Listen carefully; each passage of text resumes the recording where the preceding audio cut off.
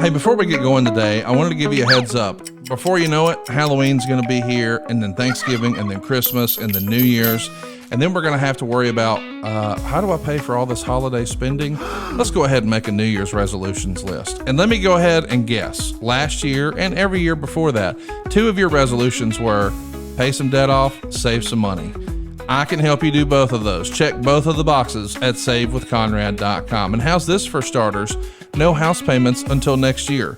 I mean, let's face it, your single biggest bill, that's your house payment. Well, if you got to pocket that cash for both November and December, wouldn't that make the holiday season just a whole heck of a lot easier? Of course it would. And let me also talk to you if you've got credit card debt. Man, you know you can do better than that. What's your rate on that credit card right now? 28%, 31%? You know those interest rates are too high, and you know you can do better. Not only that, did you know that the interest you pay on those credit cards is not only sky high, it's also not tax deductible, whereas the interest you pay on your mortgage is tax deductible. So if you could get a better rate, a greater tax deduction, skip your next 2 house payments, and come next year, a lower monthly payment, what are you waiting for? We're routinely helping our listeners save $5, $6, $7, even $800 a month. But how much can you save? It's free to find out right now at savewithconrad.com. And I want to give you a heads up, we're not a bank or a credit union. We're not going to say no and treat you like a number and show you the door. We're going to say not yet, but here's how. You need a plan. You need a friend in the mortgage business. And that's me. Let my family help your family at savewithconrad.com. It's no cost, no obligation. And if we can't save you some cash, we won't waste your time. Get a quick quote. You'll be glad you did. SaveWithConrad.com. NMLS number 2129, Equal Housing Lender. SaveWithConrad.com. Hey, it's Conrad Thompson, and you're listening to Something to Wrestle with Bruce Prichard. And man, I can't wait to talk about today's topic. It's No Mercy 1999. It's hard to believe that it's been 25 years since this pay-per-view, and the fall of 99 is a busy time. We've got more than 3 hours today talking about how Russo walking out changed the company forever. What exactly Ed Ferrara did, what that meant for Brian Gewirtz and Tommy Blancha and how they fit in, what really hurt Vince's feelings, and why the company ran UK-only pay-per-views. We've also got a hilarious Gorilla Monsoon story. We'll talk about Steve Phillips. We'll talk about the WWE running a Raw at the Georgia Dome. And we'll even touch on the Big Show's father's funeral, dog crap angles, the rattlesnake bite angle, the Bulldog flopping around in dog crap, Stone Cold on Nash Bridges, how Lita came in, what could have made Taz's run different, some hoe stories, Midion's new career, Viscera's favorite spa treatment, Ivory, the dark rumors about Moolah, Bob Holly's idea for creative, Bob working with Crash, what led to the end of the Bulldog in the WWF, the first tag team ladder match, the original plans for Val Venis, the first of many WWF autobiographies, why X-Pac suddenly started teaming with Kane, mishaps with the sledgehammer, the politics between Stone Cold, The Rock, and Triple H, Vince buying a football team, the heat that kept Shawn Michaels out of the company, and of course, Jeff Jarrett walking out on the WWF. It's one of the most loaded episodes we ever did. It's No Mercy 1999, and it's a throwback because it's from before Bruce went back to the WWE. October 13th, 2017. Man, this episode has it all, and you're going to love it. Bruce is away, can't record right now, but buddy, I can't wait until we get to talk about this episode with the benefit of hindsight. Stay tuned for more from Something to Wrestle with Bruce Prichard. But right now, No Mercy 99 on deck. Here we go. Hey, it's Conrad Thompson, and you're listening to Something to Wrestle with Bruce Prichard. Bruce, what's going on, man? How are you? It's a beautiful day in the neighborhood, and I am excellent. Well, man, I am fired up about this week's show. I'm looking forward to covering this because there's just so much going on. But I do want to circle back and do a follow-up on last week's episode. We covered one of my favorite and most underrated pay-per-views of all time, In Your House, Bad Blood 1997, The Birth of Kane. And I got great feedback on this show. Bruce, how about you? I mainly got great feedback. The only other feedback was, of course, the photoshopped picture of Kane. Yeah, I guess we should say Kane did not wear green. Yeah. One of the things we talked about last week is the rumor and innuendo that Kane had a green and black outfit when he was tagging with Kane or tagging with X-Pac. And there are photos out there, but a lot of people maybe were fooled with that because clearly a Photoshop. And the people who kind of challenged me on Twitter with that, Dave Silva replied with their face in X-Pac's place, which I thought was hilarious. And exactly, I thought it worked beautifully, but contrary to popular belief, that is simply rumor and innuendo, which is Corey Graves' new go-to these days, it sounds like, too. But, yeah, just rumor and innuendo, folks. Yeah, shout out to Corey and Dolph, because he's been using And Then the Bell Rang over on SmackDown, so we appreciate their support.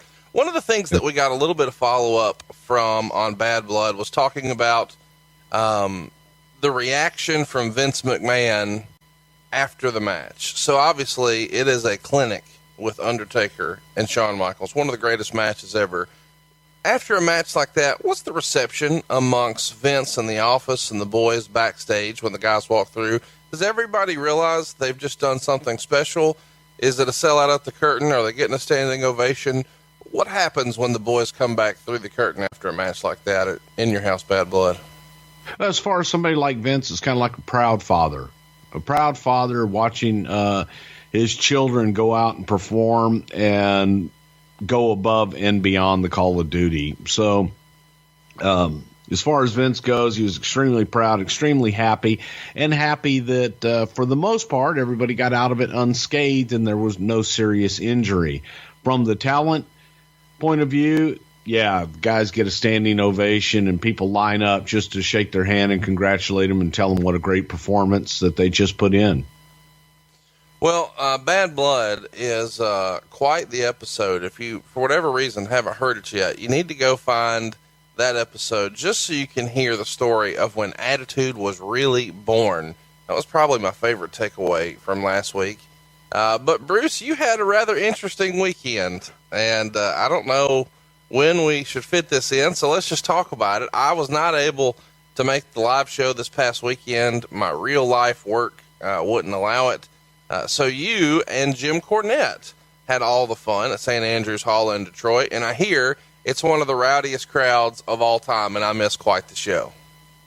Well, let's start off with the Dirty Dozen that Dave Silva somehow it became a, I guess, a Mexican Dirty Dozen because they kept coming. But it was an intimate group of like 15, 16 guys. And we had a blast the night before where we got to sit around, have a few drinks, and they got to ask me whatever they wanted to ask me, and we had a good time. And from there, we went to St. Andrews Hall in Detroit, and my guest, James E. Cornette, my friend of over 30 years. I love Corny to death. He has always been my friend. He always will be my friend, no matter what he does. And the crowd came out. It was a tremendous crowd. They were into everything. And I want to thank Jim for coming out and thank everybody in Detroit, because you remember when you and I first started this and we looked at Detroit, we both kind of went, Detroit. Well, no, not really sure. I've actually had a lot of fun in Detroit. One of the underrated things about Detroit, and I don't know that you check this out, they have an MGM Grand. So you can go up there and play blackjack. And I did that a few years ago when they had a UFC pay-per-view up there, and it was a blast. So I would have really enjoyed it, but work wouldn't allow it, and it wound up being one of our better markets, right? It really did. The reason I was saying Detroit was simply because Detroit has gone through some hard times, sure. And I'm thinking, well, you know, I don't know that they're really going to come out and support the show at this point. They proved to be one of the most enthusiastic crowds that we've ever had. An absolutely great audience. I loved them. I had an absolute blast with everybody in Detroit this past weekend, and that's a market that I wrote down. Yep, going back. Loved it. Well, and I don't know that you know this or not, but somebody smartened me up and said that in the movie 8 Mile, with Eminem, that a lot of his battle rap scenes, you know, the whole mom spaghetti deal, that happened on the same stage with you and Jim Cornette. How about that? At St. Andrews, yeah, there was, that building had so much history in it. It actually started off as an American Legion Hall. I thought it was a church, but it just had so much history, and everybody who's anybody has played in St. Andrews Hall at some point. Well, are we going to talk about the rumor and innuendo? I know that we don't normally deal in rumor and innuendo, but this feels like something we should bring up. There's lots of reports out there, and I wasn't there. So I can't speak to this, but there's a rumor that Jim Cornette got a little too into it and took a prop we had on stage representing Vince Russo. He threw the prop down, and then according to the rumor and innuendo, he pulled out George the Rat. Well, I saw the video, the censored video, thank God. And as you can see, I'm not looking at Jim, I'm looking away. So I didn't see it. I didn't even hear about this until after the fact on my way to the airport that day. And I just said, come on, you know. So I'd like to apologize to anybody who was offended in any way, shape, or form for what Jim may or may not have done, but I guess there is video proof and pictures. I don't want to see them. Sorry that happened, and I know that Jim did not mean to pull his drawers down as far as they did, and I'm not sure that they really saw much anyway, if you get my drift. Okay, so you're confirming that there was at least pants pulled down, but we're not sure how much hog action took place. I have no idea how much hog action took place or didn't take place, and do not want, and frankly don't want to know. I'm sorry it happened, and I apologize, and nothing like that will ever happen again at any of our live shows. Well, I mean, let's not get ahead of ourselves. Lots of things happen unexpectedly. I mean, it's not like you were in the back, like, calling spots, like, and about 7 minutes in, Jim, this is when you're going to pull your gimmick out. Yeah, no, we talked about nothing on that show, so it was just Jim and I telling stories and kind of free forming it. Let me just ask, since we haven't talked about this, compare the level of ridiculous preparation for a live show you do with me versus one with Jim Cornette. Because in my head, you guys just meet at the building and say, let's call it in the ring, kid, and there's no prep at all. Exactly. I said, is there anything that you don't want to talk about? Well, goddamn, what the fuck? And of course, everybody heard about the whole incident with Santino Marella during the week. That was the first thing that I was greeted with when I landed in Detroit was Corny tell him, leave this son of a bitch, and I'm going to kill somebody, and blah, blah, blah, blah, blah.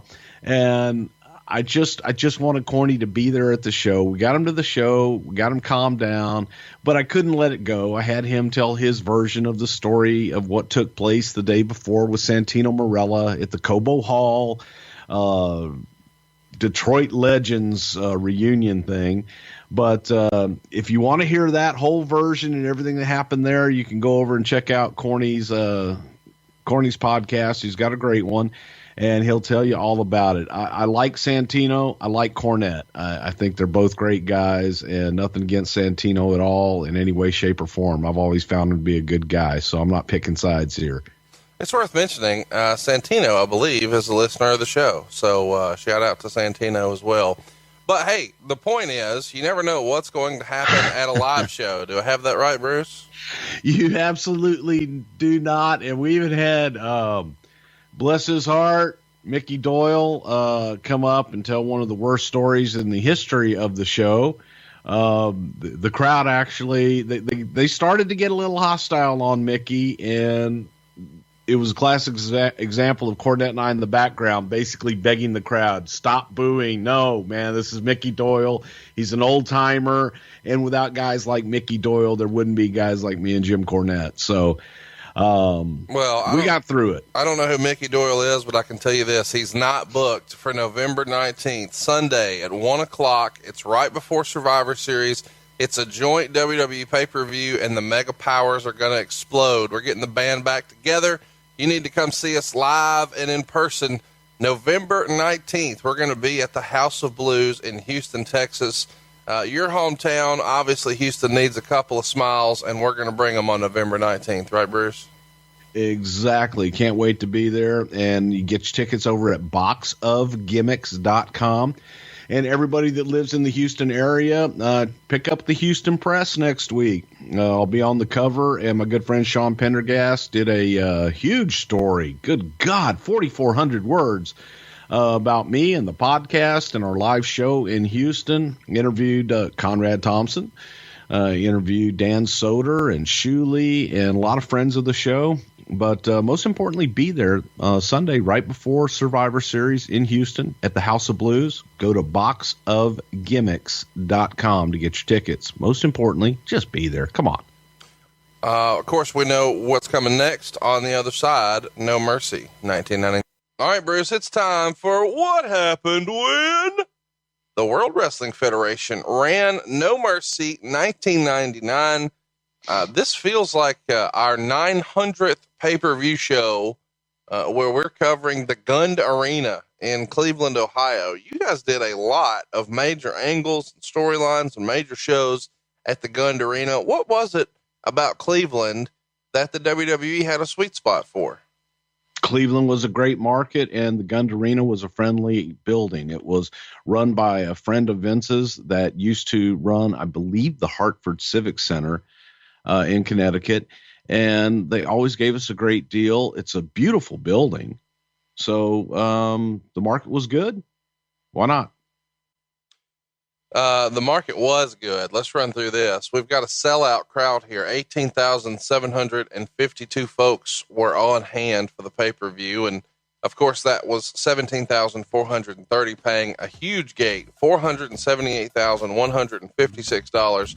And merchandise is also on fire. It did $130,303 that night.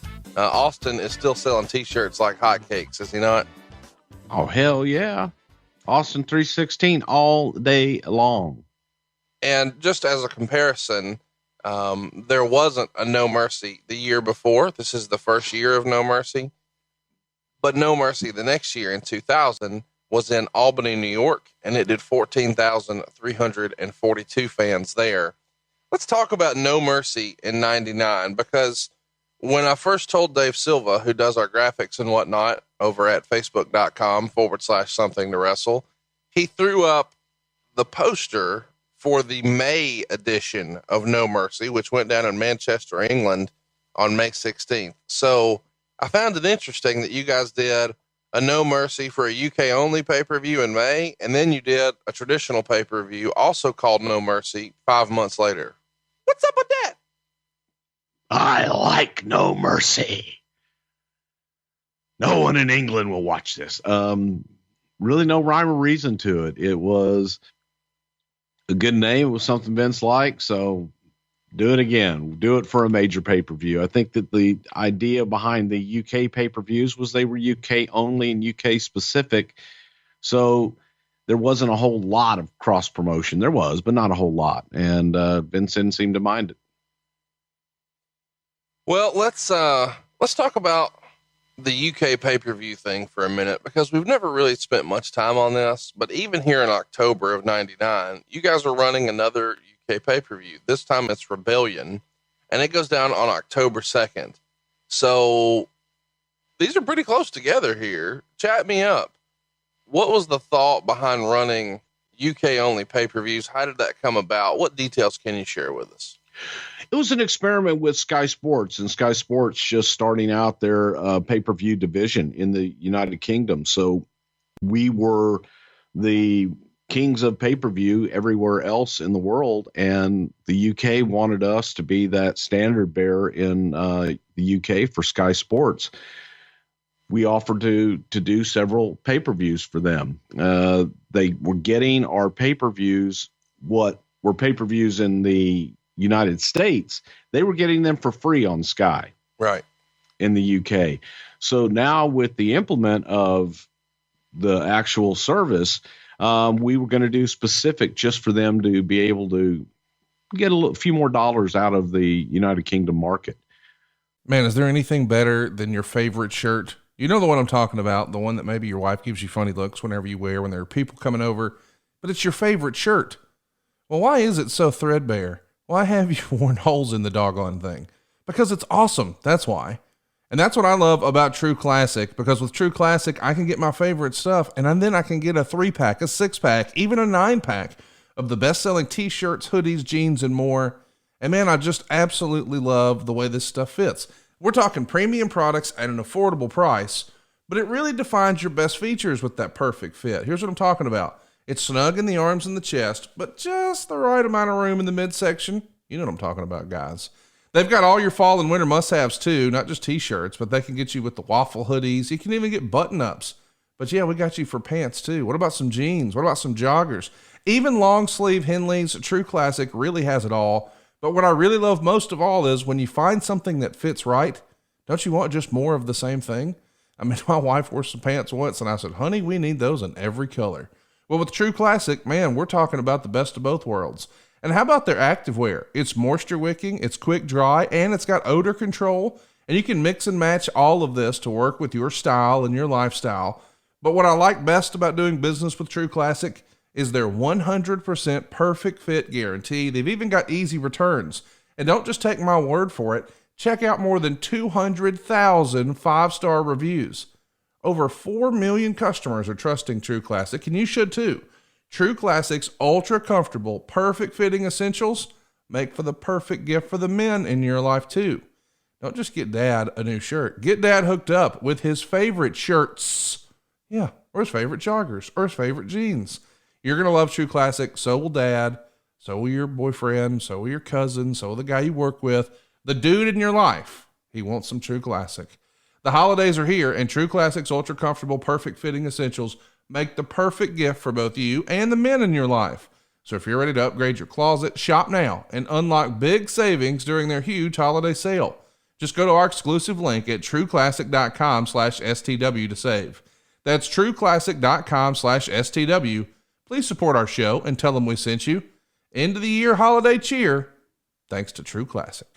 So go on over there, knock it out. And we also were experimenting more with not only doing pay-per-views, but also doing television over there at the time. And I don't think we had done it yet. We didn't do that for another couple of years. What's the methodology behind putting together one of those UK only pay-per-views? We don't want to advance any storylines that people stateside would miss, but we want to give them big matches. What's the thought in putting together a card like that? We wanted to give the market something unique and something special for the market. That true. If we were going to advance storylines, then it may be just one or two things that we could then bring back and put on the domestic shows.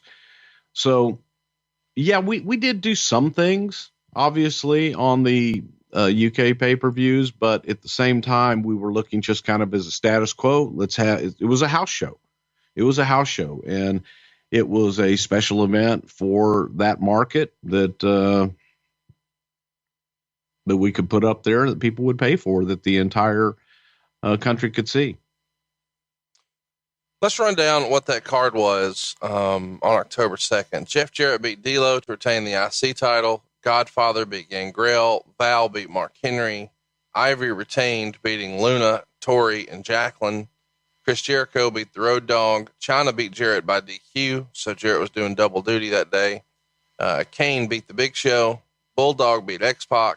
Edge and Christian beat the Acolytes and the Hollies in a triple threat match. And Triple H beat The Rock in a salad steel cage to win the world title. Triple H and The Rock on top for the belt in a cage feels like a pretty big attraction, as you like to say, right? Exactly. And it was to be able to give that match, not just a regular match, do a cage match, which was unusual to do in the United Kingdom. We had to ship the cage over there and set it all up. Obviously we left it over there, but it was to give them a unique attraction and something that we weren't doing elsewhere at the time. And so, and give them something added value that they would pay for. Any fun travel memories doing these pay-per-views? I don't know when we'll talk about a UK only pay-per-view, so maybe not this one in particular, but can you give us anything about, traveling with the boys, hotel stays, going out after, putting together a card, something that went wrong? Any sort of UK pay-per-views you could start us off with here? For whatever reason, it always seemed that whenever we went overseas, that something ticked in people's heads, and I don't know what it was, but your behavior all of a sudden became erratic or different than it normally would be. Don't ask me why, but it's kind of like, hey, you're in international waters. It doesn't count.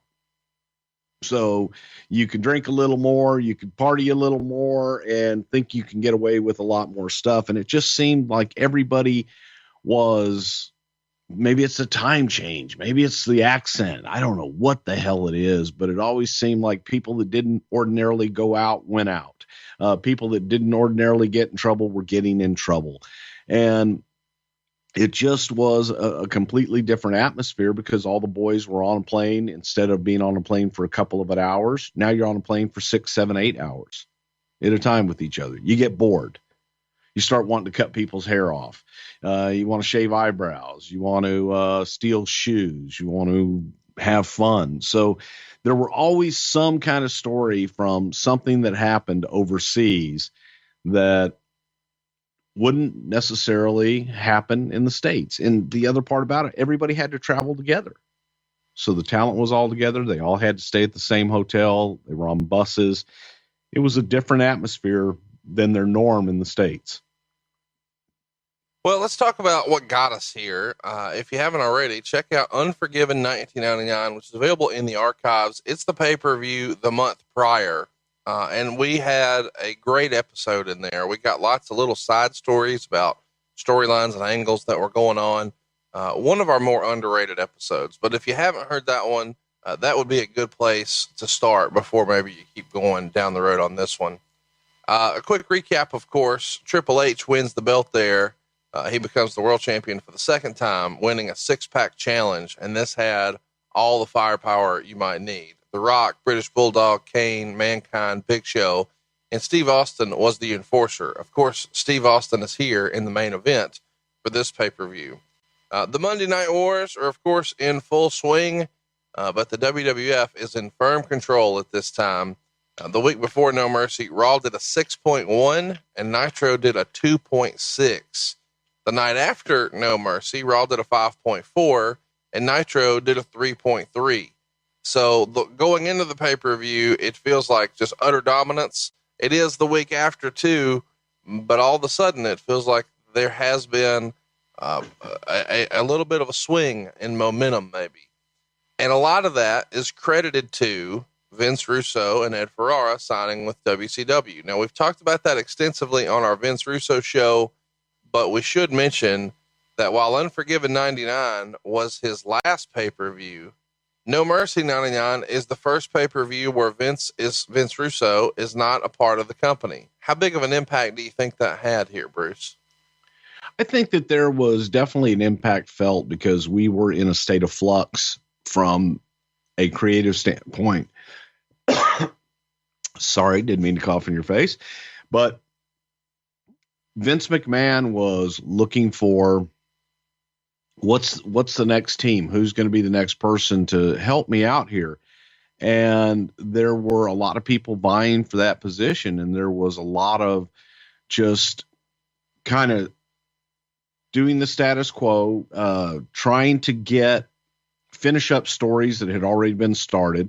This was the last pay-per-view that Russo had booked that we had actually had television written getting us to. And I think there was an attempt to continue the stories, to make what we had in place make sense, and then kind of go new from there. But inside the office, I think there was a lot of inner turmoil. Who's with us? Who isn't? Right. At that point, it doesn't feel, and we covered this on the Russo episode, Russo did not have a contract with the company, so he was free to go. When this happens, does Vince go into panic mode and start double checking contracts for everybody of any sort of significance in the company? Well, there were not any contracts. An employee doesn't have a contract. They're not a contracted person. So there had never been any reason to have a contract with anyone. You know, you're an employee. There wasn't anything done. So what Vince did was he went back in and did what a lot of big companies do with intellectual properties is they go in and they create non-compete clauses. So if someone leaves of their own volition, that they can't go work for a direct competitor for X amount of days. Let me ask you this. When did the non-compete first become introduced into the company? Because it existed for performers prior to this. Who smartened Vince up to that? And when did he start to really make that kind of the new standard for the company? Do you remember? Well, as far as employees, it started right here. As far as talent, I think he always had some kind of non-compete in the contracts. But for employees, he asked everyone to sign a non-compete clause, something that says, again, if they leave the company on their own volition, that they can't go leave and go directly work for a competitor. For X amount of months or days or whatever. Correct. 90 days, 60 days. And I forget what it was. I think it was 90 days. So chat me up. Do you remember there being a wrestler in particular where the non-compete thing would have been a real catalyst for a conversation? Obviously we've covered Rick Rude and him not being on paper while he was appearing on TV. We did that in our Rick Rude episode. Was there anybody else though that you could think?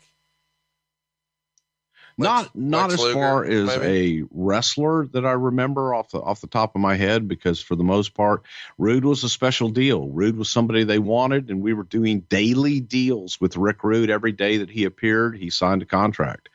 As for on the wrestling side at this time, obviously Jeff Jarrett's contract was coming up, and he had not been re-signed, but the non-compete on that side was fairly well covered. And it was now an issue of, you don't think about your CFO or your head of marketing leaving you and going to work for the competitor, going to work for Ted Turner at the time. That wasn't something we were really thinking about. And Vince got caught with his pants down with Russo and Ed Ferrara just getting up in the middle of the night and leaving. So he wanted to protect that and came in, and especially those of us that were on the wrestling side of things, he had a non-compete drawn up and asked us to sign them. Do you remember anybody having any hesitation or pushback about doing such? Yeah, Terry Taylor. Terry Taylor didn't want to sign it. Terry Taylor refused to sign it, and it was interesting because to the man, everyone else in the company were eager to sign it when they were put in front of them. I know we had lawyers look at them, but for the most part, signed it when it was put in front. I signed it when it was put in front of me. I believe Jim Ross signed it when it was put in front of him. Howard Finkel signed it when it was put in front of him. Terry didn't. Terry didn't want to sign it, and argued that, well, if something happens to me here, I want to be able to go back to Atlanta and go back to work for WCW. And Vince felt, well, why are you even thinking about that right now? If you're here and you're with us, then why would you even thinking about going back to work for Atlanta? Terry wanted to be the man. He wanted to be the head writer. He wanted to be the head booker. He wanted to be the second in command of Vince McMahon. And he said that if Vince made him the second in command, then he would sign the non-compete. And Vince wasn't willing to do that. Are you in the room when he asked for that? No. And Vince just tells you after the fact he wanted to be second command? Terry told me that. So we've talked a lot about Terry. And Vince, well, to answer your question, yes, Vince did tell me that, and Terry told me that. Who, in your opinion, or I guess, who did Vince believe to be in second command at that point? At that point, it was Jim Ross. So Terry Taylor wanted the JR spot. Terry Taylor wanted the JR. Terry Taylor, in his mind, he wanted what he considered the Vince Russo spot. He wanted to be the head TV writer and book the towns as well. JR was booking the towns. Russo was writing the television with Vince, and JR was in charge of talent relations. Terry wanted all of that.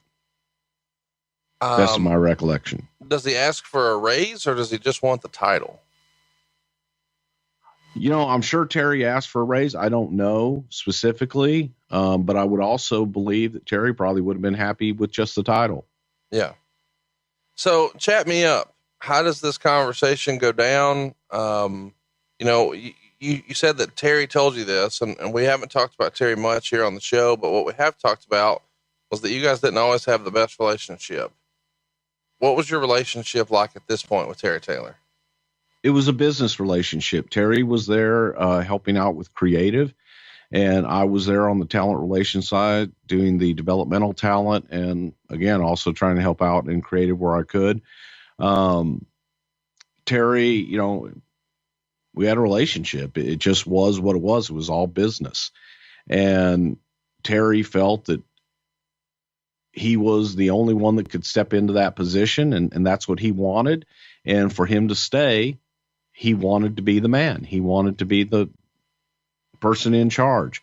So Vince McMahon at the time was in no hurry to bring anyone in and put anyone in charge. He felt that he had given an awful lot of leeway to Vince Russo, and he felt that he had relied an awful lot on Vince Russo at the time. And for Russo to leave the way that he did, it hurt him. And he wanted to build, maybe build a wall and build a protection so that couldn't happen again. Brian Gewirtz tells the story of, when Vince Russo left, that was the turning point in Vince McMahon's head, that he would never let that happen again, that he would create a team, and he would never have just one or two key people in that role, that he always wanted to have a team. So if one person left, no big deal. The rest of the team just carries on. That makes a lot of sense. And I know a lot of times people want to debate and argue that a team isn't necessary and it was better way back when, blah, blah, blah. But the logic you just laid out makes a lot of sense. At that time, what was the feeling about Ed? Because we haven't spent a lot of time talking about Ed. We've talked a lot about Vince Russo. What was Vince and the rest of the company, some of the boys? Give us something about Ed because it feels like he kind of flies under the radar. It's almost like he's the tag along. He's the Marty Jannetty. He's, that type of deal. Ed was a talented guy, but I think the general feeling of Ed was that he was just exactly how you just laid him out. He was the tag along to Vince Russo. Really nice guy, like I said, but no threat. It wasn't something where if Vince Russo left and we were left with Ed and Ed didn't, I don't think Ed would have been the head writer. Do you remember an idea or an angle or a gimmick or something you can share with us that you can point to and say, oh, that was Ed's and it was awesome? No, I can't. Do you remember something that was Ed's that wasn't awesome? That was a miss?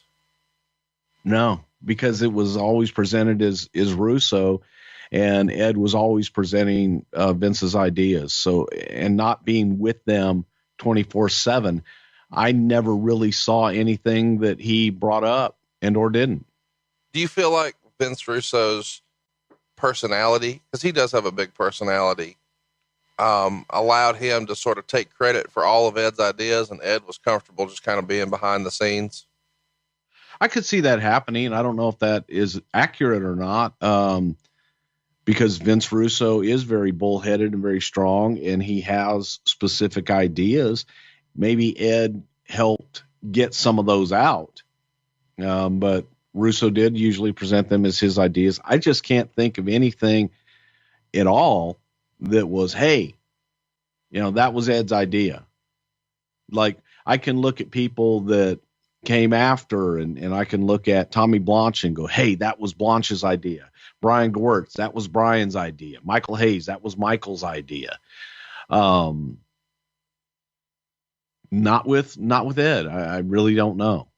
Let's talk about something you said a minute ago that I want to circle back to. You said, talking about Vince McMahon and not really wanting to bring anybody in because of the whole Russo thing.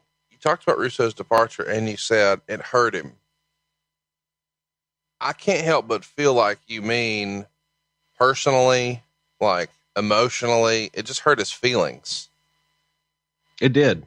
That is what I meant. That's not something we talk about a lot here on the show, because this is a guy we always position as being mad at his own sneezes. So when we're talking about someone having their feelings hurt, that's not normally the way we characterize a conversation with Vince McMahon. Did you have a specific conversation about this Russo jump hurting Vince's feelings? I did. And, Vince is a proud guy. But at the same time, he will admit when his feelings were hurt or, something kind of got to him. And this did. He felt that he had given Russo an awful lot and entrusted Vince Russo, and for Russo to leave the way that he did, it did hurt Vince's feelings. Vince, regardless of how he really is, he sees himself as a very understanding, open, and approachable and caring guy. And I used to say to Vince, you're intimidating. People are intimidated to come talk. God damn it, I'm not intimidating. See what I mean? So I can see Russo's side on not wanting to go and have that discussion with Vince once he made the decision. But I also can see Vince McMahon's side, and I have gone to Vince with some of those topics from time to time, and he's bitten my head off. He's apologized after the fact, but at least I went and talked to him. I know people do. And that is what Vince McMahon was hurt about, that Russo didn't come and speak to him face to face. Just hurt his feelings that he left. It was like a breakup. Let's talk about the transition, because when Vince kind of has this moment of clarity and he says, this will never happen again, and he strengthens his resolve to make sure that he's never totally dependent on one person ever again. Do you remember there being a conversation where we're going to start looking outside for writers? Because the person who steps into the Vince Russo spot is Tommy Blancha, and he was not from wrestling, correct? Correct. And that process had already started, because Vince McMahon had told Russo, I want more help. I want you to have more help. I want some different writers in. I want people from outside of the wrestling business that have a working knowledge of the wrestling business, but I want somebody from the entertainment industry. Tommy Blancha, I believe, was hired by Vince Russo. So he was going to be brought on and be made a part of the writing team. And then when Blancha started, that was Russo and Ferrara's last week. So I don't think Russo ever worked with Blancha.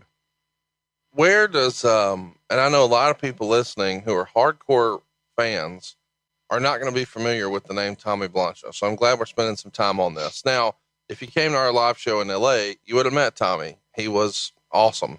Catch us up about Blancha. What was his background? How did you guys know who he was, or that maybe he could be capable of this? How does that relationship come to be?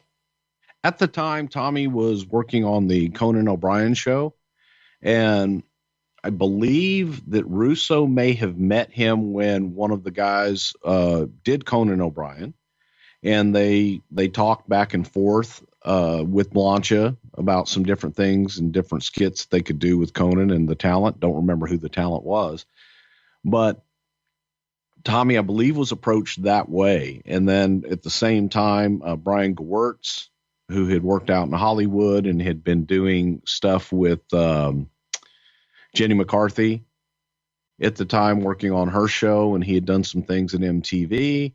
So there were this new breed of writer that was going to be coming in to help Russo. And I don't know if Russo felt that was a threat or not, or just, that the timing of the offer at WCW came. I can't begin to explain what his true motivation was to leave, but that feeling was already there. Vince wanting an outsider's opinion, wanting someone from the entertainment world to come into our world and start helping script. A lot of the television shows, format and script.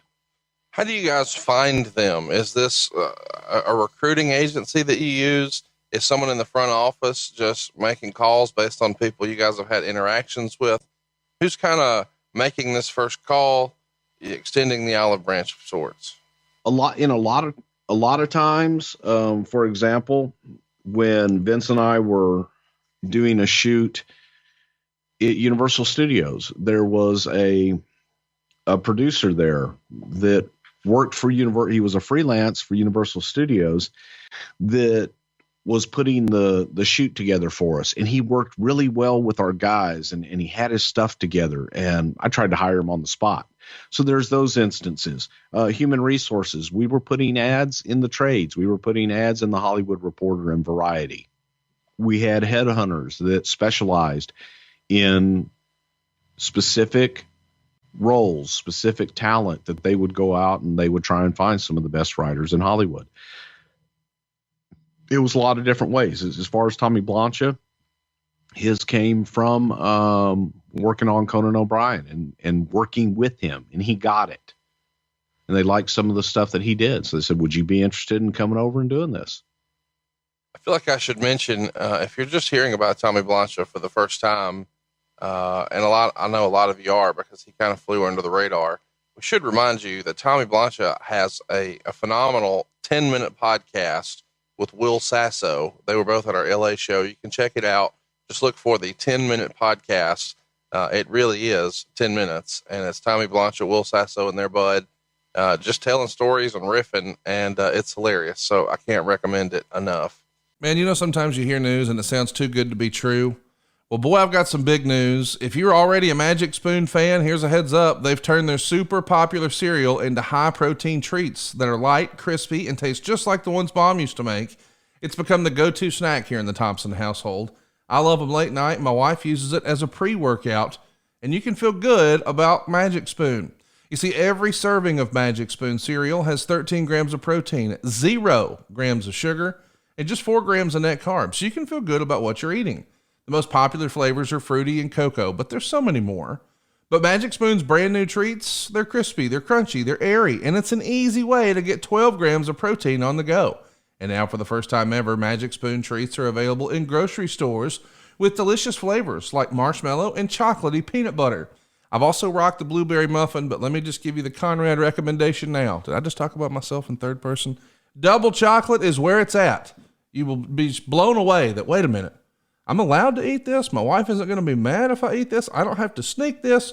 Goodness gracious, it is so good. Jeff Jarrett keeps these in his glove box when he's riding around. Yeah, it keeps him from eating junk food. It gives him the protein he really needs. I mean, that's the thing about cereal. We all loved the way it tasted as a kid, but we knew we needed more protein in the morning and less sugar. Well, now that we're grown up, man, these cereal bars, come on now. Throw them in your bag. Take them to the work. Keep them in the office. Keep them in the desk. Keep them in your car. This is a perfect on-the-go snack. I can't recommend it enough. I double dog dare you to try it. And get $5 off your next order at magicspoon.com/wrestle. Or just look for Magic Spoon on Amazon or even in your nearest grocery store. That's magicspoon.com/wrestle for $5 off. Magic Spoon. Hold on to the dream. Let's talk about, Blancha kind of going from Conan O'Brien, and I'm sure he's sitting at a desk and going into an office and doing that usual television production workflow. And now he's thrown into this crazy world of wrestling. How did he adapt? I thought he adapted really well. I thought that he came in, he didn't come in pretending to know it all. He came in wanting to learn, and he came in with ideas, and he didn't have a pride of authorship. Right. It wasn't, oh my God, this is you got to do my idea or else. He came in with an attitude of what if, didn't have to tell him. He got it, and he had some funny and good ideas, but for the beginning, Tommy sat back and observed for a long time before Tommy was really thrown in and before he was really made a part of the process. So he would just sit back and observe. We didn't even know that there was a Tommy Blancha for a few weeks. Really? He was just hanging out, being quiet. yeah, he was hanging out being quiet, but he wasn't a part of when it came nut cutting time and we were actually writing the television and doing the pay-per-views. He wasn't a part of those with us per se. He would go and meet with Vince, and Vince would go over things with him and pick his brain and get his ideas. And Vince wanted to be comfortable with him first before he threw him into everybody else. So he's there, and Vince never smartens you up. You don't even know this guy's been hired. We knew somebody was hired. We just didn't know when he was going to start and be a part of the process. I got you.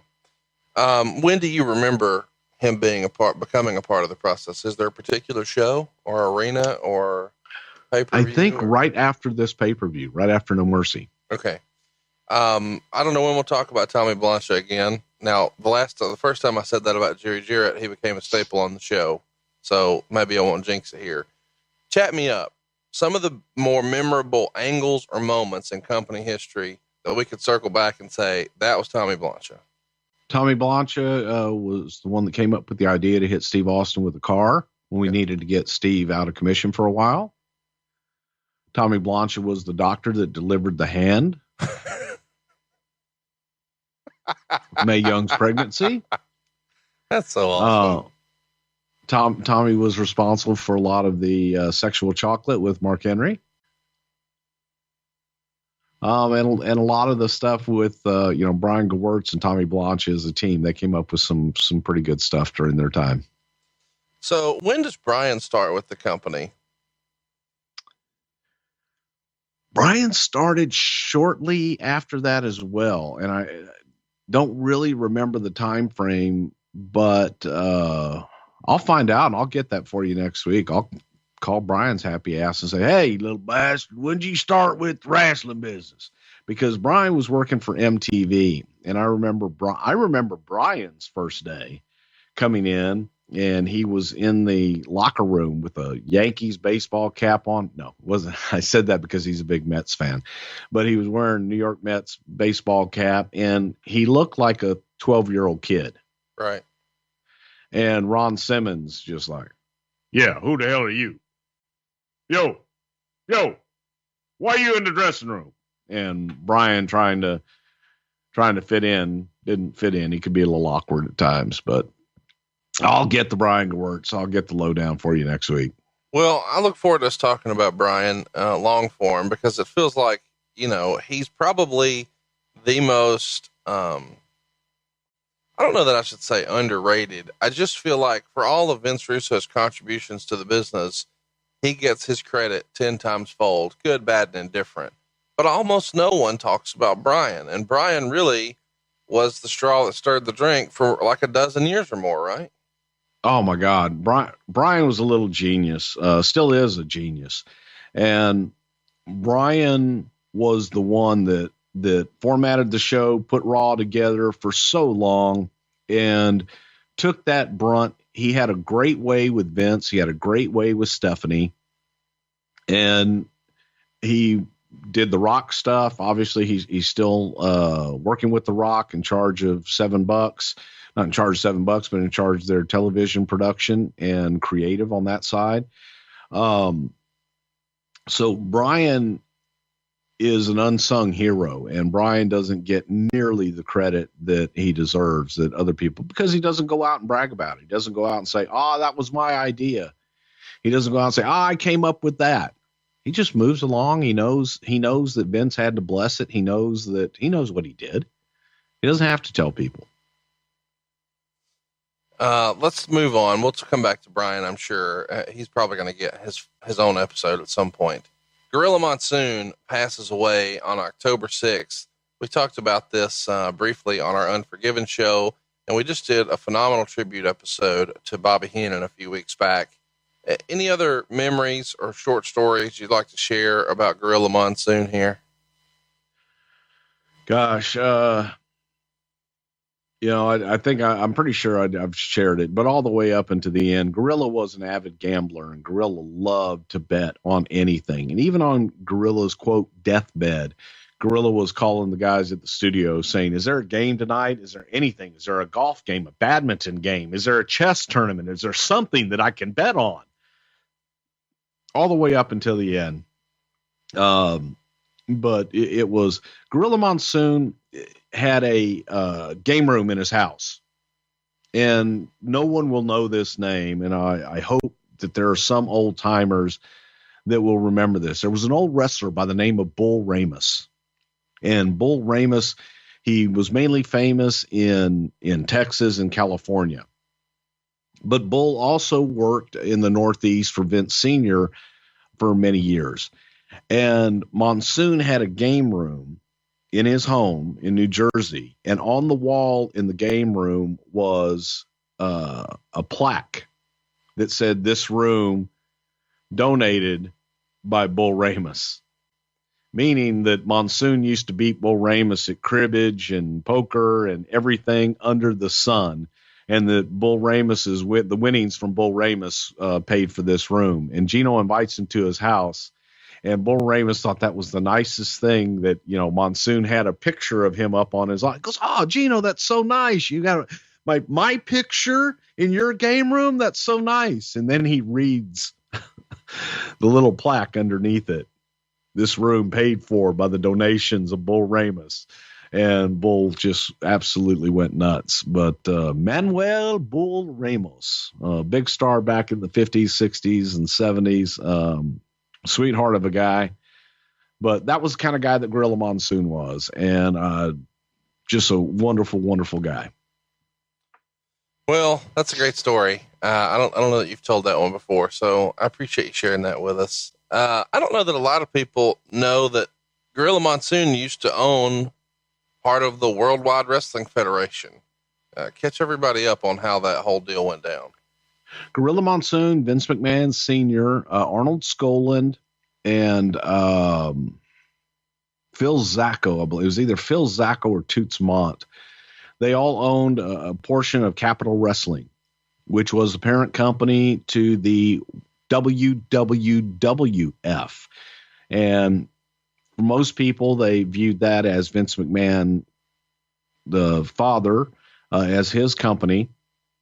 So when Vincent Kennedy McMahon came in and bought the company, those were all the people that Vince had to pay off to finally own the company. And the payoff was, after WrestleMania 1, that Vince had to make this huge balloon payment to every one of the partners.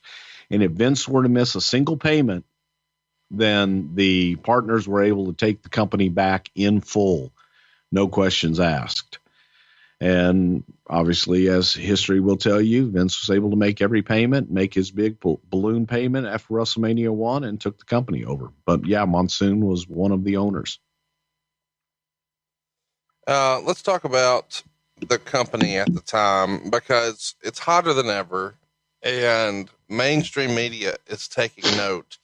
Business Week actually ran a story that covered the phenomenal impact that wrestling, specifically the WWF, had on television. And at the time, a lot of you may remember, Seinfeld just aired its last episode. So Seinfeld's going away, and all of a sudden NBC is dropping off. So UPN is trying to ramp up, and they're trying to make a big push. And they're doing pretty well thanks to the new SmackDown product. Business Week writes that the man responsible for this surge is Stone Cold Steve Phillips. Your thoughts? Oh, Steve was over like $1 million.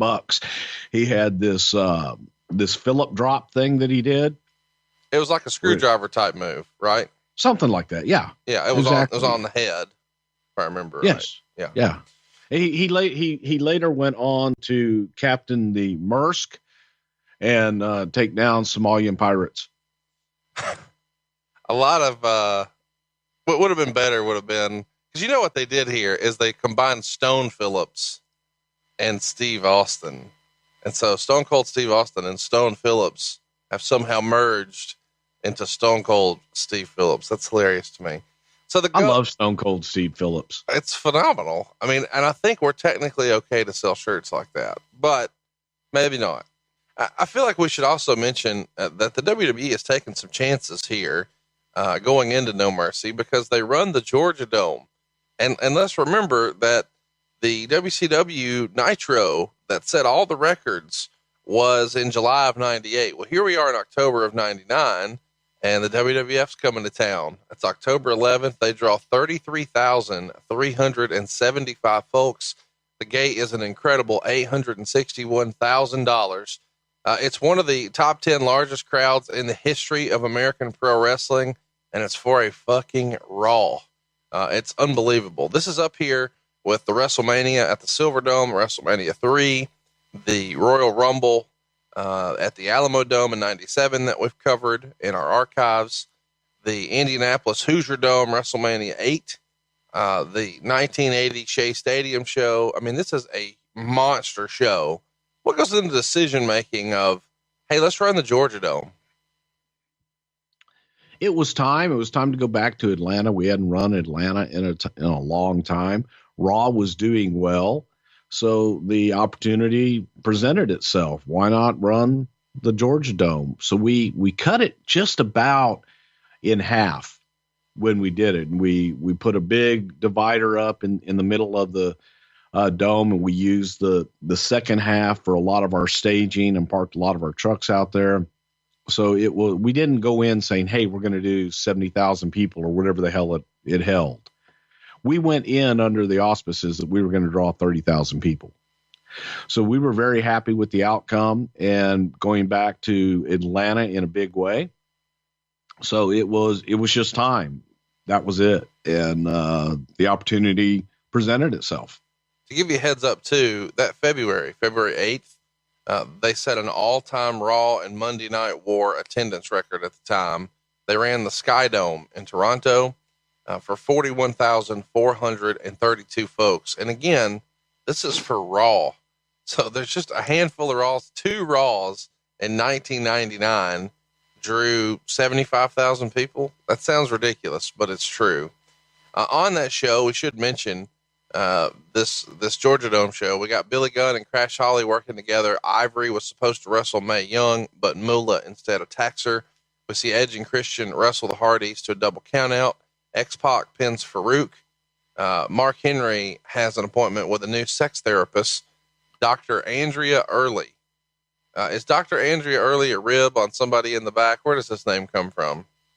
I have zero knowledge. I have absolutely no idea where the hell that name came from. The Headbangers beat Jericho and Mr. Hughes. This is when Jericho hit Hughes and then walks out.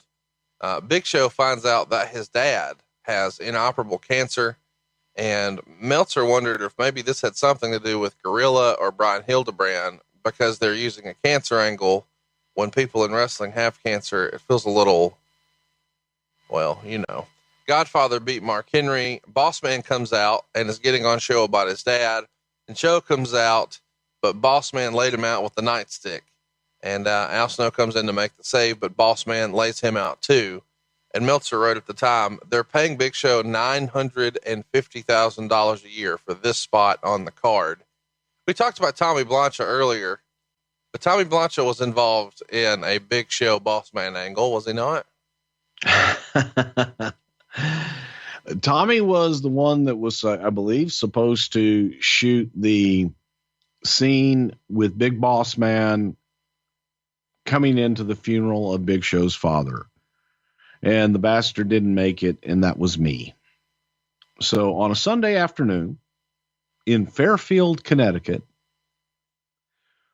beautiful Sunday afternoon, I might add, really nice day, when people would go and kids get in the car and they go to visit their loved ones at the funeral and put flowers on their final resting place.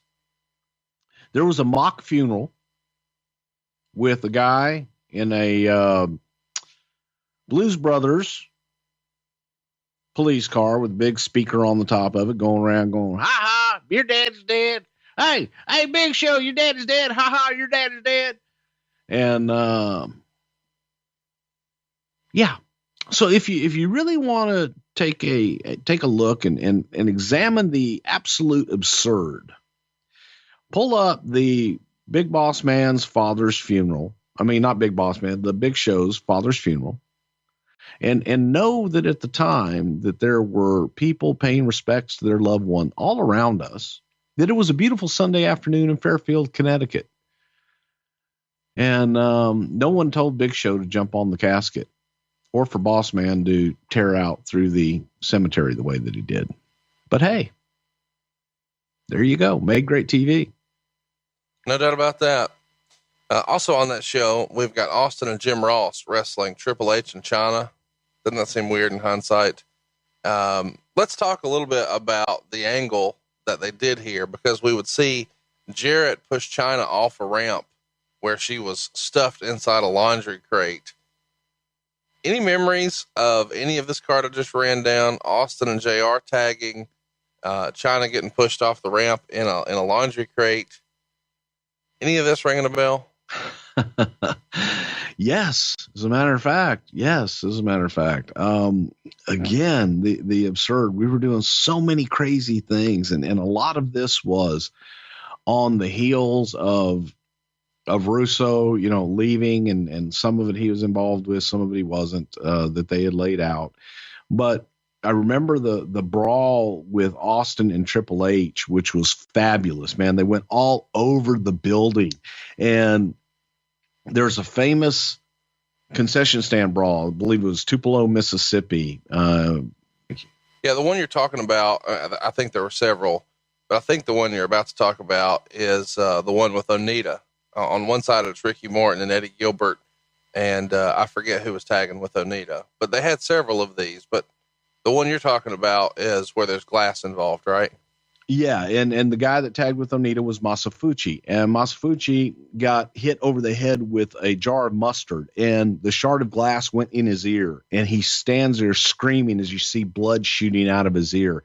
But that was a famous concession stand brawl that I think a lot of people over the years have tried to recreate and, just go out and do. And that's what we were doing here. It was an opportunity to brawl all over the building and have a unique fight that gets you out of the ringside area and get you out of the backstage area as well. But it was a great brawl. And it was also during the time that Jeff Jarrett was talking about women having a place in the home. So what other better place to put China than in a laundry cart? This Raw is not done yet. Most famously, you've got Rock and Mankind taking on Val Venis and the British Bulldog. Here's what Meltzer wrote. Rock put a platter of what was purportedly dog crap from Bulldogs backstage that Mankind scooped into a nice platter, brought it to the ring with Earl Hebner selling the smell big time. He gave Bulldog the rock bottom into the dog crap. Remember the remark Brett made in a column not all that long ago about a bulldog rolling around in shit and being so stupid to like it? Clearly, that's where this idea came from. So, I don't know when I'll get to say this again. Who booked this shit? This is a Vince McMahon specialty. There's poopy everywhere. There is okay. This is a Vince McMahon classic quote. There is nothing funnier than dog shit. Dog shit on a shoe, and you gotta get a stick and get it off, and it's on, it gets everywhere. Yeah. Dog shit. What type of shit did you use here? Was this shoot shit or was this working shit? This was mainly Baby Ruth and $100,000 bars and a lot of grass and corn, and it was a variety. It was actually made and molded. It's amazing to me that you guys have someone making shit when you could have just called X-Pac, right? This is true. Well, we actually had Bulldogs there that were actually making shit. So who's tasked with making the shit? Is this your magic man, Richie Posner? Richie Posner made the shit. Richie Posner and God, what's the other guy's name there? Nick Dahl. That's a shirt, man. Yeah.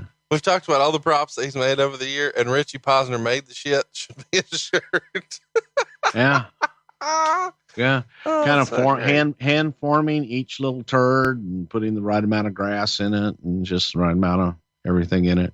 hypothetically speaking, what might it sound like if Richie Posner was busy handcrafting the shit and Vince McMahon is growing impatient because this segment is supposed to be happening very quickly.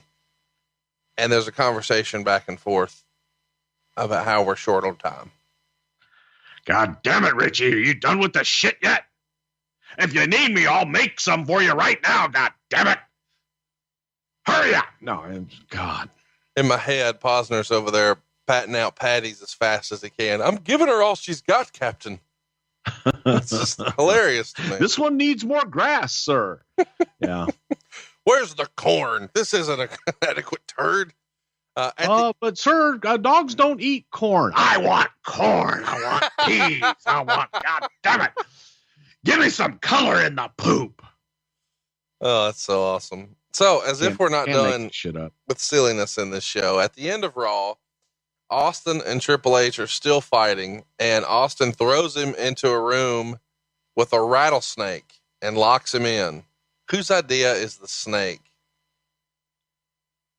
I think originally it was either Hunter or Steve's, and Vince loved it. We, of course, had to get the rattlesnake. What I remember most about it, unfortunately, was because we did it live. So and we rehearsed the hell out of it because the camera, and you had to have a glass barrier, obviously, between the rattlesnake and where Triple H was. And we cleaned it. We did everything as absolute best we could for the glass panel in between, and rehearsed it 9 times, 100 times, just so that you wouldn't see the reflection of the camera in the glass. And we had it absolutely perfect where it looked great. And of course we go live, and when Hunter goes in, you didn't see the camera, but you saw Hunter's reflection of himself in there. And that was all Vince. Like, God damn it, I see the reflection. What the fuck? And we rehearsed it. Yeah, it was interesting to say the least. But put a rattlesnake back there. Yeah, it's always a lot of fun to just put a rattlesnake loose in a locker room. Do you remember any of the boys having a particular reaction one way or another to a real rattlesnake being in the room? Nobody wanted to be near it. I'll tell you that much. Yeah. Nobody wanted to be anywhere near the shooting of it because the top of the glass was not that high. And my fear was we had the snake contained. I mean, it was contained. It couldn't get out, and it was trained to attack. So it was trained to strike, lunge and strike. So if it saw something, it would strike. And it worked every single time, man. Every single time we threw Hunter in front of it, it would strike. So my fear was that the damn thing would go up over the glass. Yeah. It didn't, but yeah, there's a little bit of fear. Most people don't like snakes. I'm at the top of that list. So we get the deal here where the snake bites Hunter, and he shows up, I believe, on SmackDown, and he's got this horrendous snake bite on his face. Catch me up. What do you think of this makeup that Hunter's wearing here? I thought it looked great. No, you didn't. Did you really? I thought it was excellent. Oh my God. It was what it was. It's fucking awful. When Vince sees the makeup, does he think, I mean, he's got to realize what we realize. This is awful, right? Well, we're hoping that it's passable enough for television. And of course it has to look like makeup so you can tear it off at the end. Right. So it was that prosthetic, rubber stuff. It looks like it's from fucking Party City. I mean, it looks like your 12-year-old. It was not from Party City. It was from Snakes Bites Are Us makeup. Damn it. Okay. It's beautiful. What did Austin think of the makeup? Austin's always, not short on opinions. What did he think of this? I think we all kind of went, ugh. It looked about as good as Jillian's mole looked many years later. But we hope, again, we just kind of hope that if we shot it a certain way that the television audience wouldn't notice how bad it looked. I guess y'all did, huh? Well, so let's talk about what's going on kind of outside of the spotlight. Meltzer reports in the October 18th Observer that A&E is working on a documentary for Owen Hart that was going to air on November 16th. And of course, this is just on the heels of his untimely death. What was the company's take on A&E producing an Owen Hart documentary? It had to feel like something that Vince wouldn't be really excited about. Not really. No, it was too new. You know, it was way too fresh, and didn't feel that it would be. It was just opening up more old wounds. Chat me up about Steve Austin on Nash Bridges. He had recently filmed some more episodes, and they were supposed to air on October 22nd. Was this kind of his first foray into acting? Did he enjoy it? How did it come about? What can you tell us about Austin on Nash Bridges? Well, Austin was had the opportunity to come out and do it. It was a special character. And the character on Nash Bridges was about as close to Stone Cold Steve Phillips as you can get, or Stone Cold Steve Austin.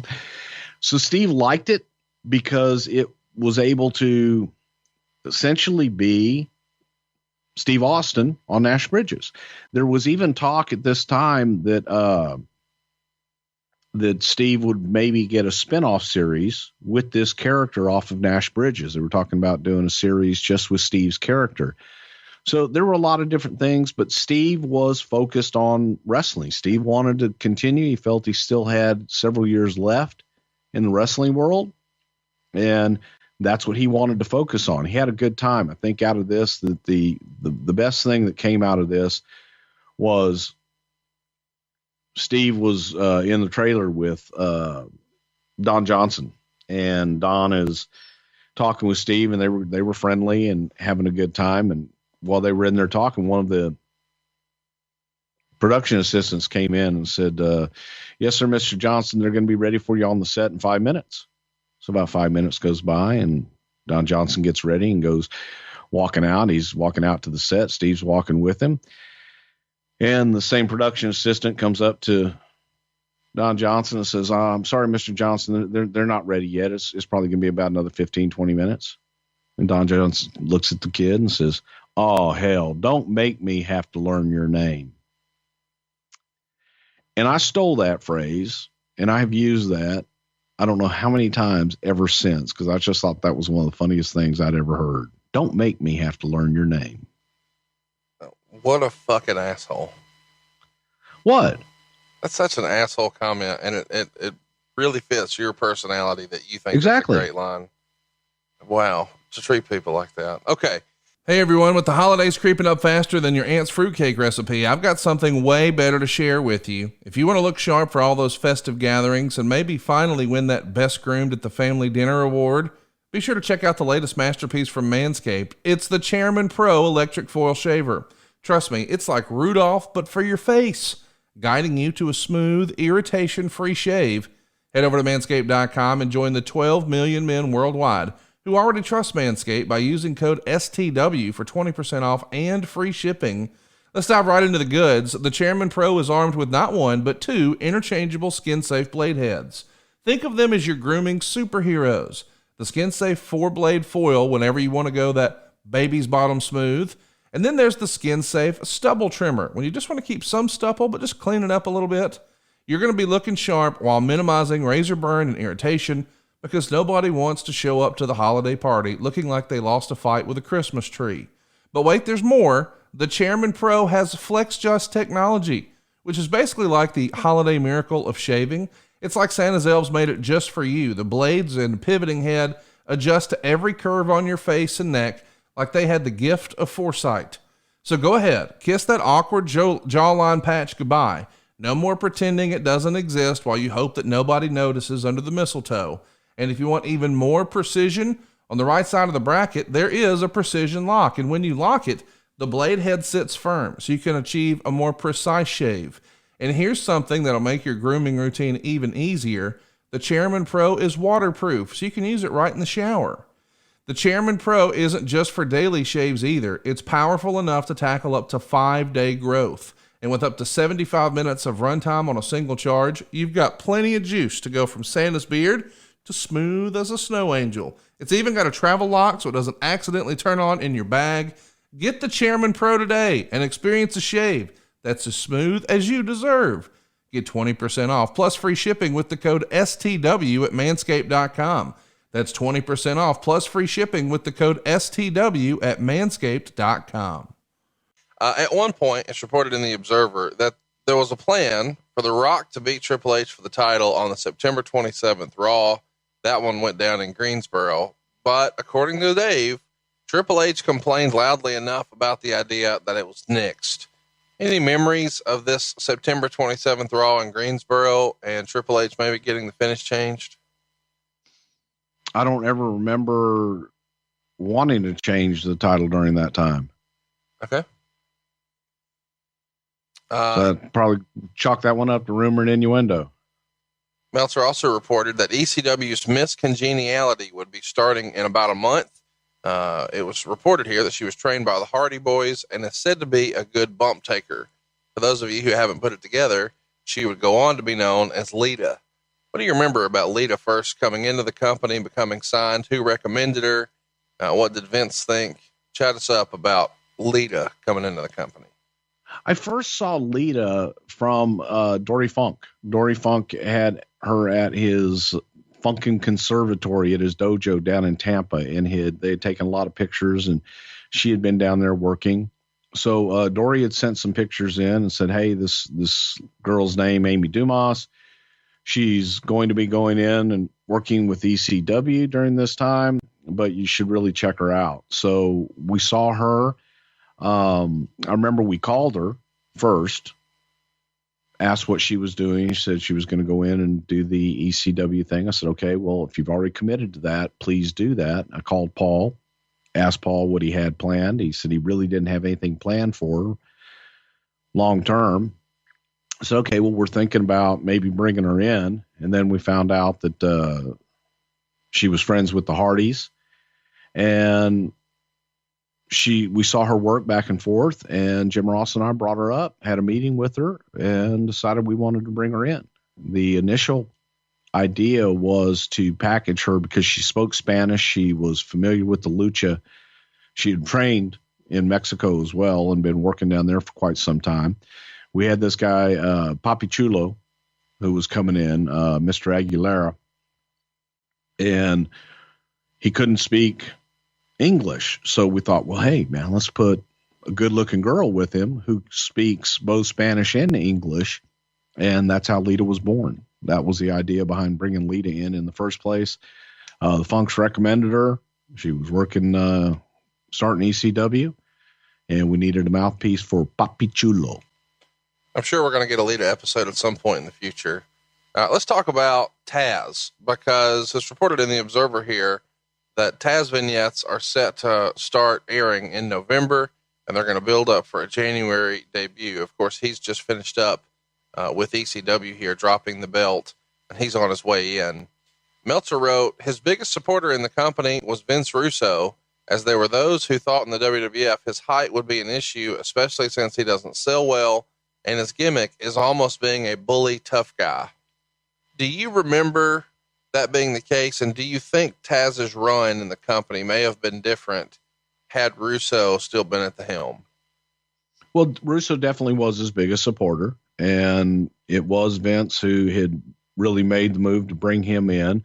But I also think that Jim Ross was a big supporter of Taz's as well. He liked his amateur background and felt that Taz would be a benefit for us. So let's bring him in and let's do something with him. We signed him. We've got him. Now we got to do something with him. We got to make it work. What was your thoughts on Taz coming in? Did you feel like Taz was long for this world? I don't think anybody would have predicted that Taz's in-ring career would be cut so short, and he would really go on to make a bigger name for himself, at least in the WWE, as a commentator. I thought Taz had value. I thought that Taz had a unique look. His promos were good. And regardless of how tall he was, he could back it up in the ring. He was a tough little bulldog, and the people liked him. You know, they liked him from ECW, and they liked him when he came in for us. So he had personality. He had something that made people forget about the fact that he was not as tall as the rest of the guys, and you believed in what he was doing because he believed in what he was doing. So I thought that, why not? Why can't you do something with him? Let's talk about the company at the time, because there's a lot going on here, and the company brings in $76.2 million between May 1st and August 1st, which means revenue is still markedly on the rise, and they're on track for, unless things went south, another $250 million fiscal year. Is this kind of the best business has been since you've been with the company in 99? Yes. I mean, as far as exploding and those high dollar amounts, yeah, it was absolutely great. And I was there in 87, 88. It was great during that time, but the dollar amounts were just so much more in 1999. I mean, everything we were touching was turning to gold. Do you remember the MSNBC special Heroes and Legends? They did a show on Vince McMahon. Do you remember that? I remember it vaguely, not in a whole lot of detail, but I do remember it. Anything you want to tell us about what Vince thought about that?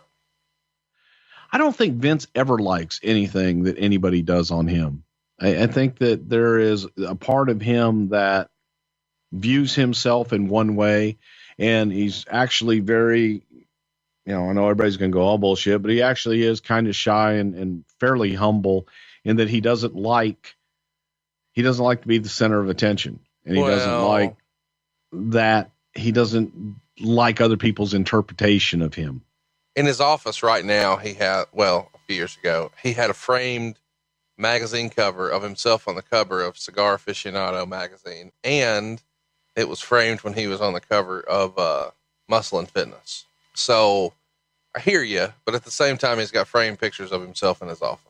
He doesn't decorate his office. Again, I say that yes, he, God, look at my guns. Good God, I'm massive.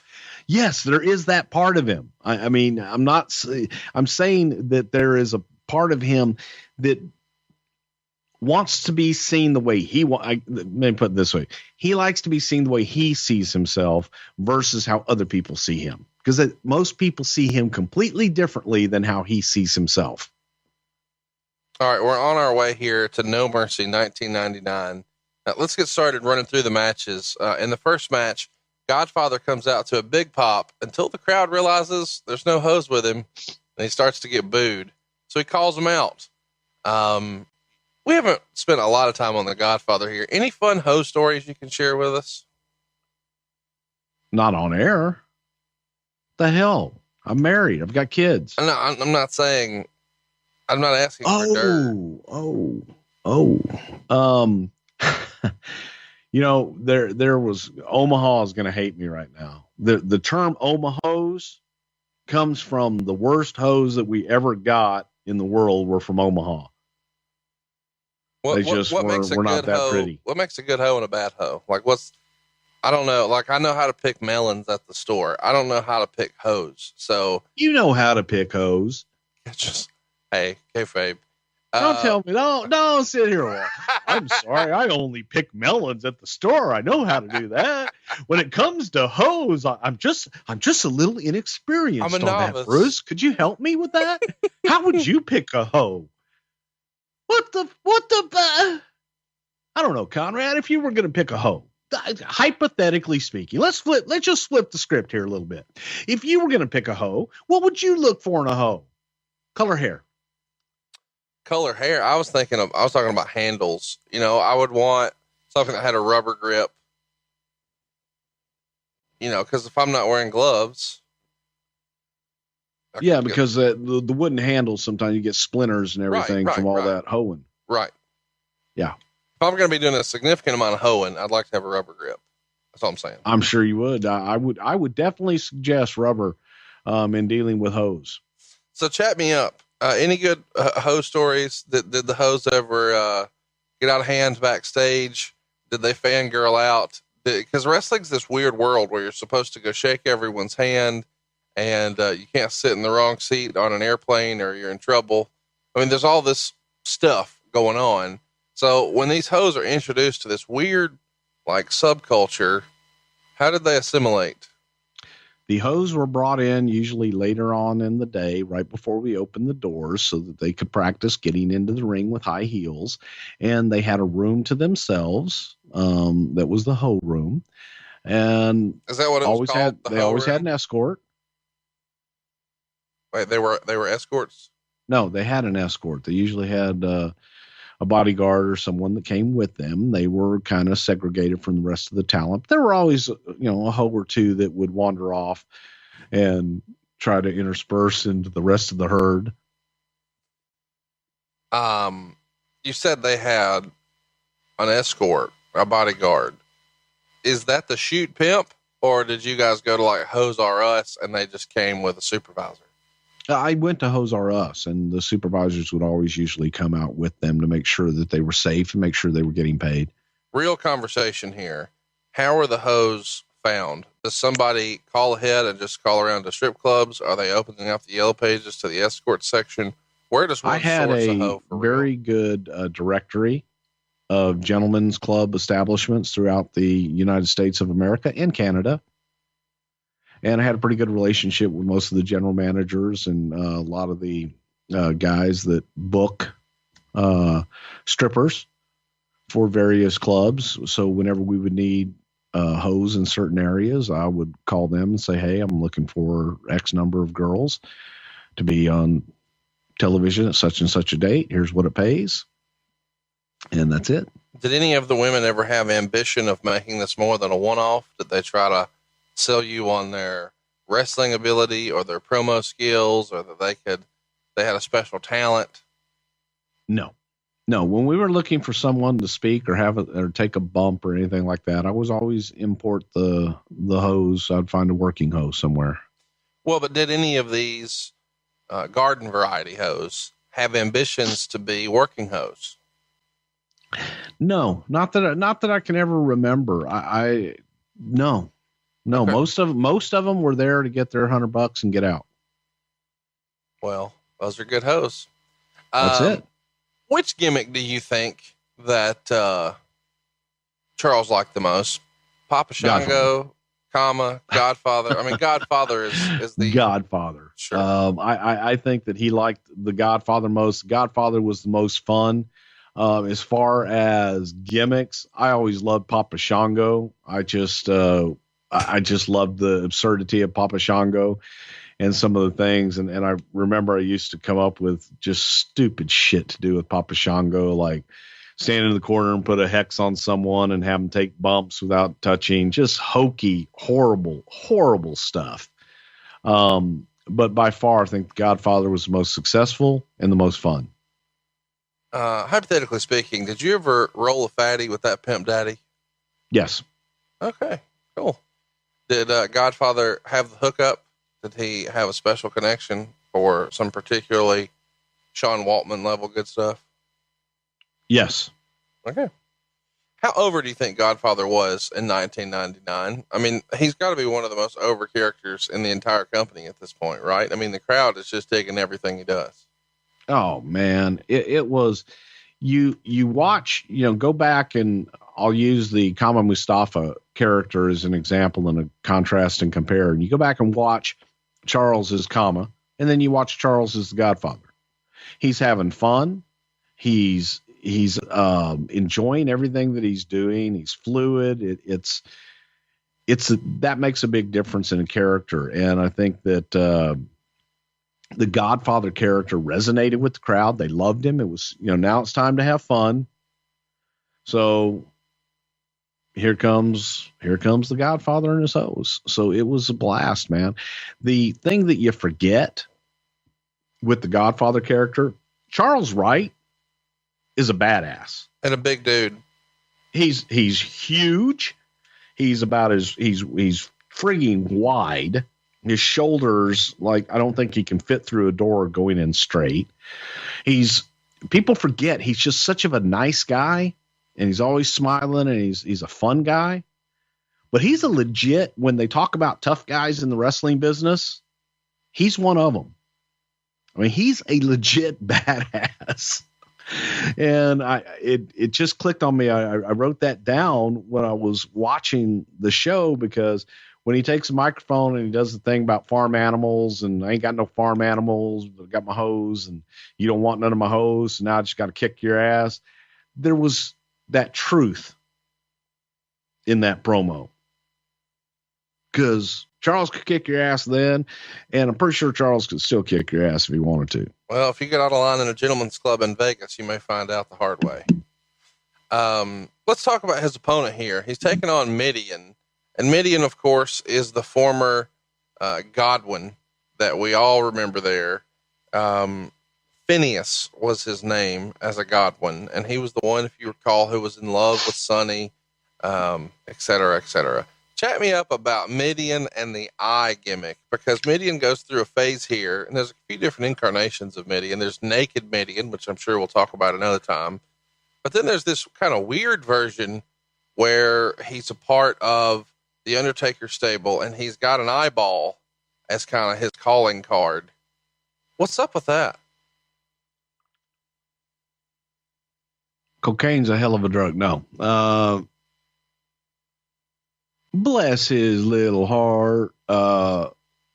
Midian tried. Midian wanted so badly to do something and be a part of something. He and Undertaker hung out in real life, and he wanted to be a part of the ministry, and they came up with this Midian character, and Midian shaved his head and legitimately tattooed an eyeball on the back of his head so that he could say, he goes, I've got eyes in the back of my head. Okay. There was always just something missing with Tex, and wasn't a great worker, a wonderful human being. Great. He's a great chef. I can tell you that. Yeah. That's what I wanted to mention. These days, and it feels like, this happened a lot during this era. Dennis Knight is the real life Midian, and he's only 48 years old. And these days he's a chef. And I think a lot of people are probably a little shocked to hear that, because that's not necessarily what you would imagine naked Midian or Phineas Godwin becoming. But somewhere down in Florida, he's a pretty big time chef these days, right?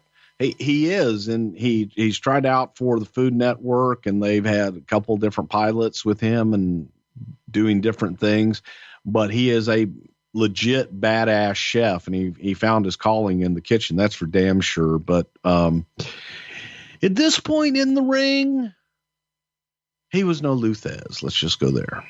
Speaking of people who are doing damage in kitchens, Viscera is here, and he's got the blue contacts in. Of course, this is the former Mabel, and the world's largest jacket. Hypothetically speaking, where do you think that the company found Viscera's jacket here? Omar's tent makers. Omar's tent and canvas. Yes. Quite a look for Viscera. And the comment about animals, I guess we should mention here, is Viscera has turned down Godfather's offer for hose in exchange for, let's just forget the match and you just take one of my girls. He didn't want to do that on the way here to this pay-per-view. And Midian points out that he prefers animals and he likes them dead. Whose idea was it to kind of insinuate or just flat out say that Midian was really a favor of fornicating with dead animals? I have absolutely no idea. We made some horrible choices back in the day. What's funny is just everything about this match could not happen in 2017. You couldn't Nothing. have a guy out there saying that he wants to have sex with dead animals. You couldn't have a character openly talking about smoking weed, presenting himself as a pimp, calling women hoes. Like, none of this could happen. And it's funny, just a few minutes ago, you said when he came out, the crowd was like, oh, yay, it's time for some fun. let's shit on women and celebrate drug culture and cheer on a pimp and prostitution. And it's such a weird world at the time compared to now, just, a handful of years later, I guess. Yes. I got to tell you, last week I texted you and was telling you how much I enjoyed watching the pay-per-view that we covered last week. And this week I texted you out of frustration after the first 30 minutes going, Gah! Different time, boy. And it's amazing. This is 18 years ago. Well, and the show you're talking about, Bad Blood was October 97. This is October 99. So in 24 months, how different is the company, right? Big time. And there's parts of it where I just kind of hung my head and went, good God, what the hell was anybody thinking? I think a lot of people thought heading into this match that it would be Godfather Viscera, because Viscera left Godfather laying on SmackDown, but this winds up being a change for the better, I guess, because we get Midian instead. In the ring, Godfather throws a body block to the corner and does the hoe train. That's the name of the move. And then finishes with a schoolboy. It gets a quarter star in the Observer. And then after the match, referee Tim White gets mauled by the hose. Did Tim White enjoy a good hoe? Well, I think he enjoyed getting mauled by the hose. He's a good dancer too. Who wouldn't want to get mauled by a bunch of hoes? Pat Patterson? You never know. Who did you prefer of all the different incarnations that we would see Midian in? Regular Midian, naked Midian, Phineas Godwin, Southern Justice. What's the best incarnation for him? I guess Shanghai Pierce. Phineas. There you go. We haven't talked a whole lot about Viscera here on the show. Of course, he's the former Mabel. He's coming in as part of a tag team, Men on a Mission. Of course, they win the World Tag Team titles.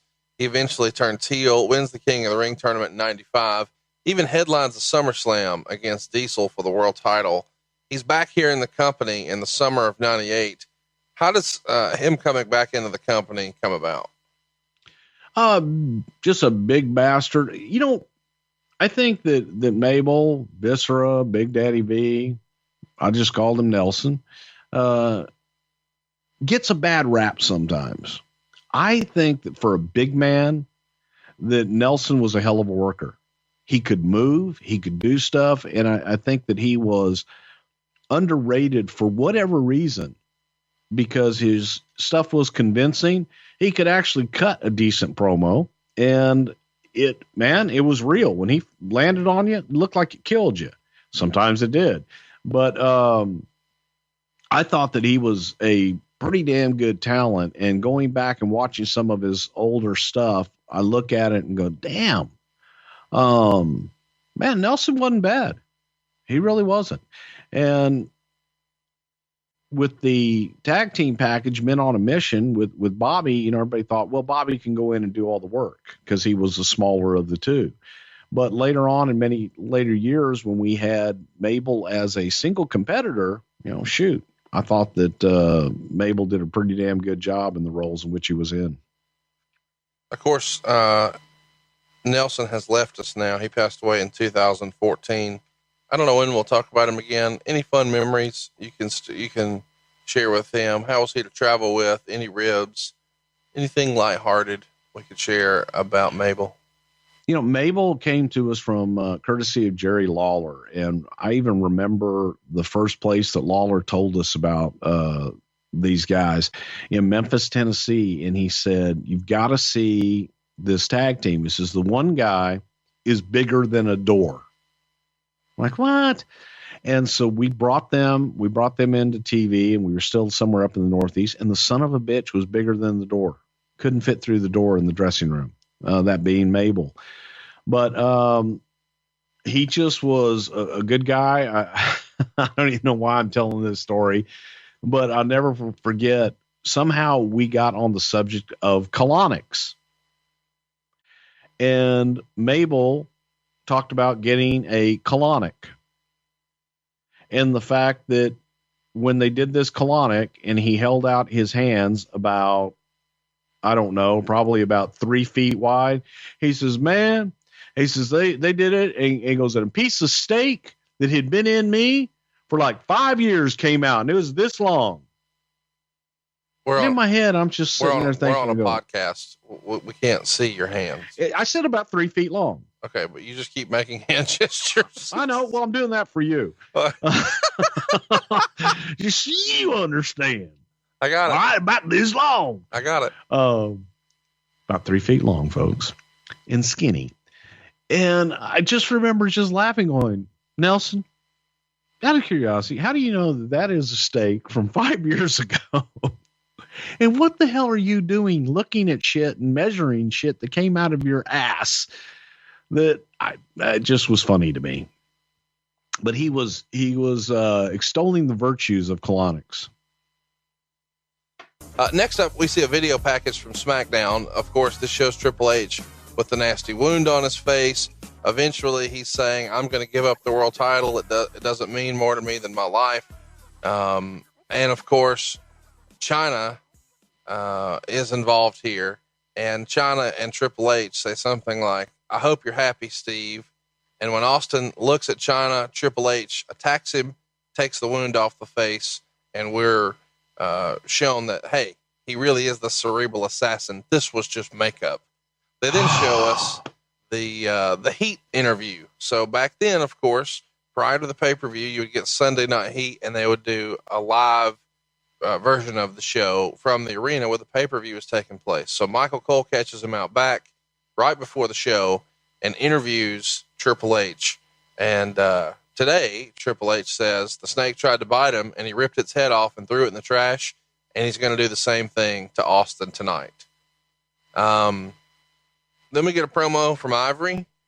I want to talk a little bit more about Ivory here because we haven't spent a lot of time talking about her on the podcast. Ivory is one of the more underrated female wrestlers at the time. Wouldn't you agree, Bruce? Yeah, Ivory was great. I think that a lot of people discounted her because of her association for a short time with the Glow Girls, but Ivory was a hell of a talent. Of course, Lisa Moretti is the real life Ivory, and she had been around the business for what feels like forever. I think she debuted in like 86. She goes until 2006, but she comes into the company here in 1999. How does she go about becoming signed with the company? Do you recall?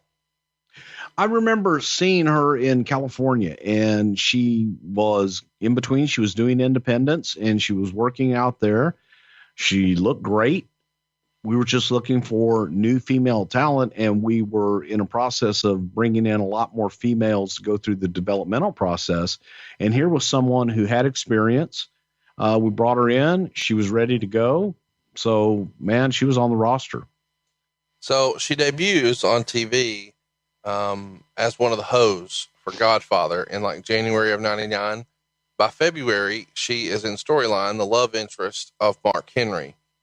Time passes. I'm sure we'll cover this more in greater detail another time. Now she's the women's champion, and she's going to be taking on, interestingly enough, Fabulous Moolah, who here is 72 years old. And when Moolah and May are making their entrances, this is an opportunity of a lifetime for Jerry Lawler to crack all kinds of jokes here. Of course, Ivory's out next as the champion. And to say Ivory is in phenomenal shape here is an understatement. I mean, she looks like a fitness model. This may be more underrated than it should have been at the time, because at the time, you know, you've got all of the different Attitude Era divas, and it's almost, you know, the bikini era of sorts, where it's how little can we get the girls to wrestle in. Ivory has to do a little bit of that, but she's probably a more legitimate in-ring performer than most. And looked she looked like an athlete. She big time was an athlete, and she looked absolutely fabulous, as did the fabulous Moolah.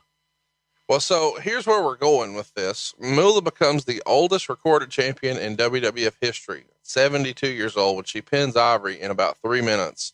She first won a world title in 1956. No other wrestler on the show here was even born in 1956, but she actually won her first belt there. There's no heat for the match, according to Meltzer. And Meltzer wrote, of course, the wrestling was unbelievably bad, but there was something about the atmosphere that made the match palatable. Maybe it was the amazement in seeing 76-year-old Mae Young take bump after bump.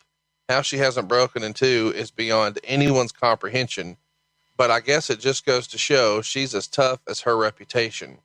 Ivory did a splash spot where she missed to the left, and Moolah never moved. That was the silliest looking spot on pay-per-view this year.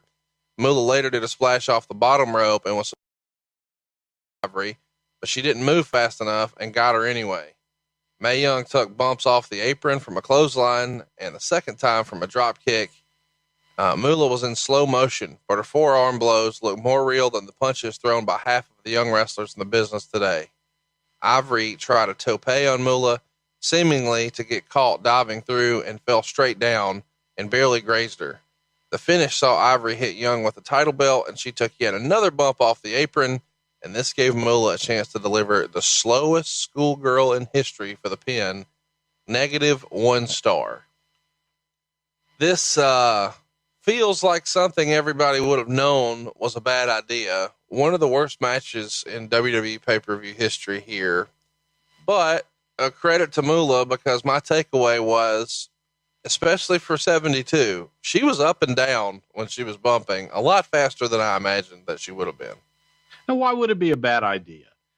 Why? Listen to you. Why? No, the crowd was up for it. The crowd seemed to enjoy it. It was positively, absolutely god awful.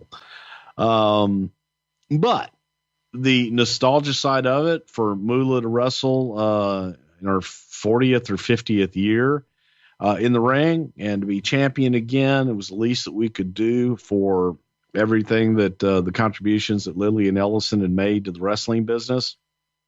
And it was just kind of a fun ha-ha spot. But oh my God, you talk about the bumps that Mae took.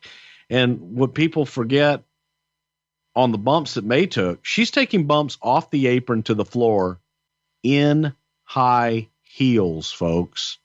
She's taking bumps at 76 years old or however old she is in high heels. And she's getting up. And it was, if you know the relationship between Moolah and Mae, and Moolah was the dominant one in that relationship, and Johnny Mae was just really the tough as nails older one, but Moolah always was like she was taking care of Johnny Mae. And at the end of the thing, Johnny Mae trying to hold up the belt, Moolah grabbing the belt away from Johnny Mae. There's just little nuances that I found extremely funny, especially considering their relationship, and they'd been friends and known each other for so long. They were just like an old married couple. They were hilarious. But my God, the punishment that they took in this match, a lot of these kids today couldn't take.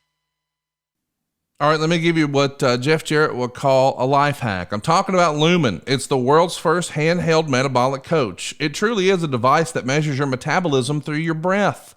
And on the app in your phone, it lets you know if you're burning fat or carbs. And then it gives you tailored guidance to improve your nutrition, your workouts, your sleep, and even your stress management.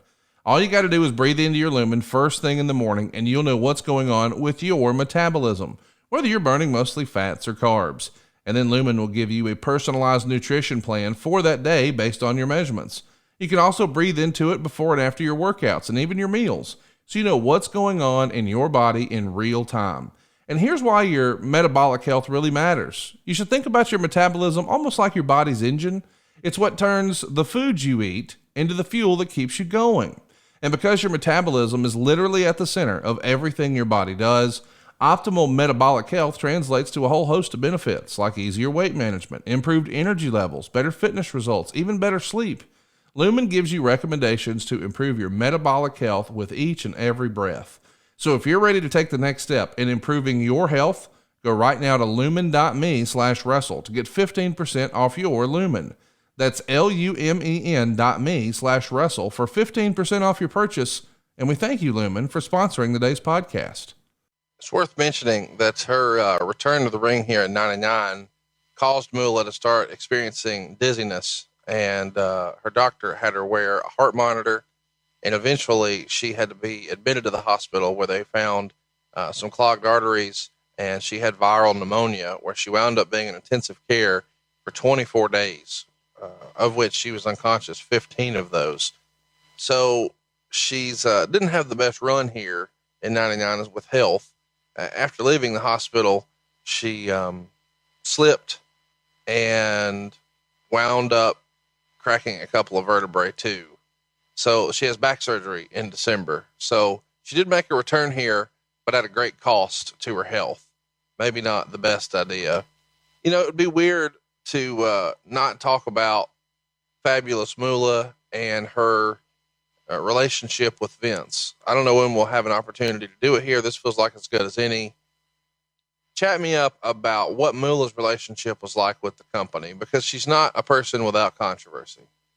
Well, Moolah was she wasn't the original, but she learned from her promoter. Oh my God, the Buddy Lee, in Tennessee from years and years ago. And Buddy Lee booked all of the women wrestlers and had them, he got a percentage of everything that they did. And later on, Moolah adopted that same thing where she would train the women, and then she would book the women. She got a percentage of everybody that she booked out. So Moolah and Vince McMahon Sr. had been friends for many, many years. Moolah had always been able to work New York once they allowed women to wrestle in New York. And she always supplied the women wrestlers to the majority of the promotions across the United States. And Vince always held Moolah in very high esteem, and she always provided the girls. If you were a female wrestler, chances are you worked for Moolah, or you worked independent. You didn't get a whole lot of bookings, because Moolah, in the way that the promotions were back in the old days, was, it was a very tight industry, and you used who you were supposed to use. So Moolah trained a lot of girls, and everybody, if you went through Moolah's school, she got a percentage of your earnings from that point going forward in the wrestling business. If she got you booked, she got her PC. I need my PC, honey. So she was a ruthless business person, and she was tough as nails. And you go back to Madison Square Garden and Vince with Wendy Richter, when Wendy didn't want to drop the women's championship, he put Moolah in there to beat her. And that was the original screw job. To make sure it happened, because he felt like Moolah knew how to handle herself and she could take care of Wendy if Wendy got out of line. Yeah. And Moolah had no problem with that whatsoever. So she was tough as nails, and she got in. And when you talk about, was this a great idea? Most of this was always Moolah and May. They wanted to do this. They would not have been happy just sitting on the sidelines. They wanted to work. They wanted to take bumps. They wanted to be active in doing something. So if she got hurt doing it, well, by God, at least she got hurt doing something that she loved. And she did it all the way till the end. And that is the way she lived life, on her terms. And those were her terms. There's lots of negativity surrounding Fabulous Moolah. There's rumors out there that she would set the female wrestlers up to be exploited sexually, including Luna Vachon, claiming that when she was 16 years old and training at Luna's camp, at Moolah's camp, Moolah sent her out of state to be photographed by another man. Of course, you can imagine stuff happens. But there's a big talk that she didn't just take her part of the booking fee, that she paid the girls just enough to survive and made them totally dependent on her. They would have to live on her property. She would handle their training, their food, and allegedly there was a lot of substance abuse stuff going on, piled on with sexual abuse. She's just not this rosy figure that the WWE may have wanted her to be once upon a time, or positioned her to be once upon a time. And I think that's a lot of the reason that this most recent tournament that we saw with the WWE this past year was called the Mae Young tournament rather than the Fabulous Moolah. Would you agree with that, Bruce? I really don't know. And, you hear all that, and a lot of it, some of it could be true. To me, a lot of it is rumor and innuendo, because I never spoke to anybody that came up and ever made any of those allegations to me personally. And my dealings with Moolah going back, good God, 30, 40 years, whatever it is, were always very positive. Yes, she did have a reputation for taking her money and getting her cut. But then you hear the other side of it, and the girls that did live with her saying, hey, she broke me into the business. She gives me a place to live. She feeds me. There's two sides to every story. And the Lillian Ellison that I knew was an extremely sweet woman, sharp businesswoman, and she fought for what she believed in. And she was a tough old broad that was able to last in a man's business for all those years. So especially when you think about starting in the 1950s and the way that the wrestling business was and being dominated, it's male dominated business. Still to this day it is. But she survived. She not only survived, she thrived. She did what she had to do. I don't know if any of those things are true. I never witnessed them. I didn't hear a lot of that until many, many years later, after the fact, after she was gone and things of that nature. And as many stories as you can find negative, you can find positive about her as well. And I choose to remember those. A lot of the rumor and innuendo about why these stories didn't come out sooner was Moolah had the year of everyone in the business who mattered. So if you went against Moolah, she could essentially blackball you, because Vince and other promoters would go to Moolah whenever they wanted to book women. And if you wanted to be a women's professional wrestler, you pretty much had to go through Moolah. So rather than just taking her 25% booking fee, she would also charge them for rent, travel, food, etc. So the net was tiny. But if you really wanted to be in the business, that's kind of what you had to put up with. And the craziest accusation that was thrown out there was from Sweet Georgia Brown, where her testimony was that she was raped, given drugs, and made an addict in an attempt by Moolah and her husband to control her. And you hear all this kind of sordid details that you can go research on your own, because most of this didn't happen in the WWF. But it is something that is, if we didn't bring it up here, I don't know when we'll talk about it again. Moolah wins the belt here and then drops it back to Ivory 8 days later. Do you remember there being any sort of buzz with Vince, or Vince ever hearing any of these stories one way or another about some of the seedy behavior that was rumored to surround Moolah's business practices? Not that he discussed with me. The only thing that we ever discussed was widely known in the business was, her PC. And that was actually a running joke in the business, for years and years, that even long after. And, let's keep in mind too, that Moolah wasn't the only one that got her PC. There were a lot of, wrestlers, men. Gagne asked for it. I mean, yeah, there were a lot of people that if they trained you, they wanted their PC. It just was Lillian probably continued the practice for much longer because of the specialized female wrestlers. There weren't a lot of them. And in 1987, Vince told her, he says, hey, I'm bringing in Sherry Martel. We started bringing in other female wrestlers, the Jumping Bomb Angels that were not a part of Moolah's camp.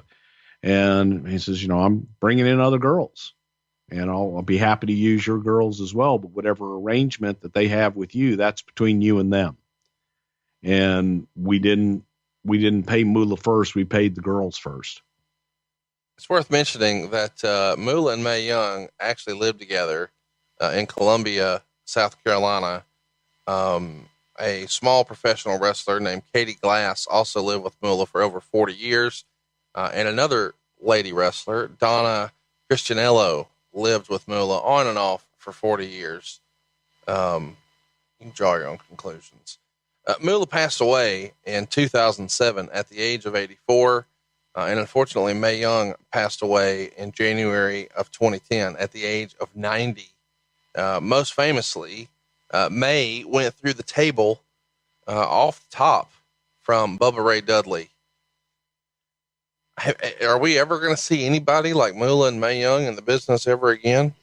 Dude, let me tell you about when Mae they went off the stage with the Dudleys through a table, and Vince was adamant he wanted to see them do it ahead of time, and we had a big giant crash pad out there for Mae to go through, and he wanted Bubba, and he was in Bubba's face and saying, "So help me God, if anything happens to one of these ladies, I'm holding you personally responsible, and there better not, you better take care of them unlike you've ever taken care of anybody in your life."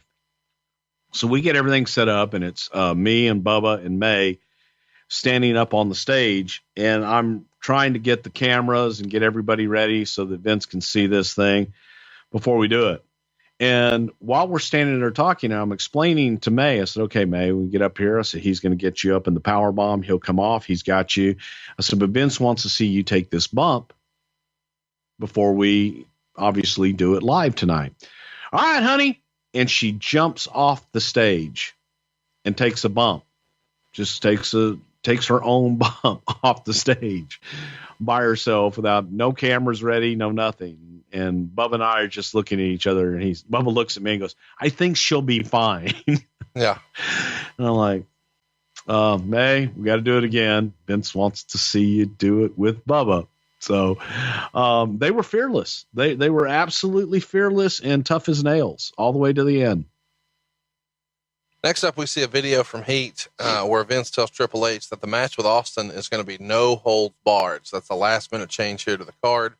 And then we see the New Age Outlaws come into the ring, and during their entrance, JR says they may be the best tag team in WWF history.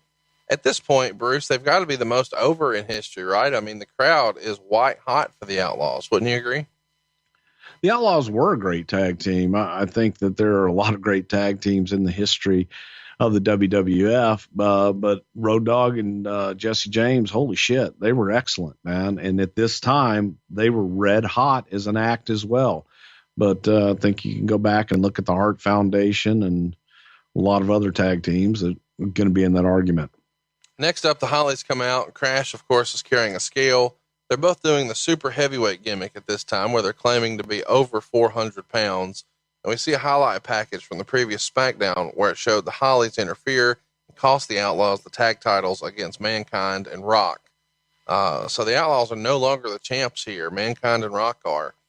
Bob and Crash wind up beating the New Age Outlaws by DQ when Bob got a chair and threw it into the ring, but Billy grabbed it and gave Crash the famouser on the chair. The ref sees this and DQs the Outlaws. And of course, after the match, Road Dogg looks like he's doing it doggy style to Bob Holly and gives the pump handle slam to Crash on top of the chair. They go 2 3/4 stars. What'd you think of the match here, Bruce? I thought it was horrible. No, it was okay. It just wasn't anything special. It wasn't anything that Felt like a throwaway. was over the top. I felt like the audience was sitting on their hands for the majority of the match. The funniest part of the whole thing was when JR asked King what shiznit is. JR, what shiznit? I don't know, King. I'll get back to you on that in about 7 days or so. Tell you what shiznit is. And that's another example of those guys just kind of sliding things in wherever they could, a little shiznit here and there. The match was okay, but it wasn't anything to write home about. They just kind of got through the damn match. There wasn't a big story to it. And I felt like so much of this night was, let's get through this night and, tomorrow we'll start rebuilding. It's crazy to think that just about 4 years after this, Crash Holly would pass away.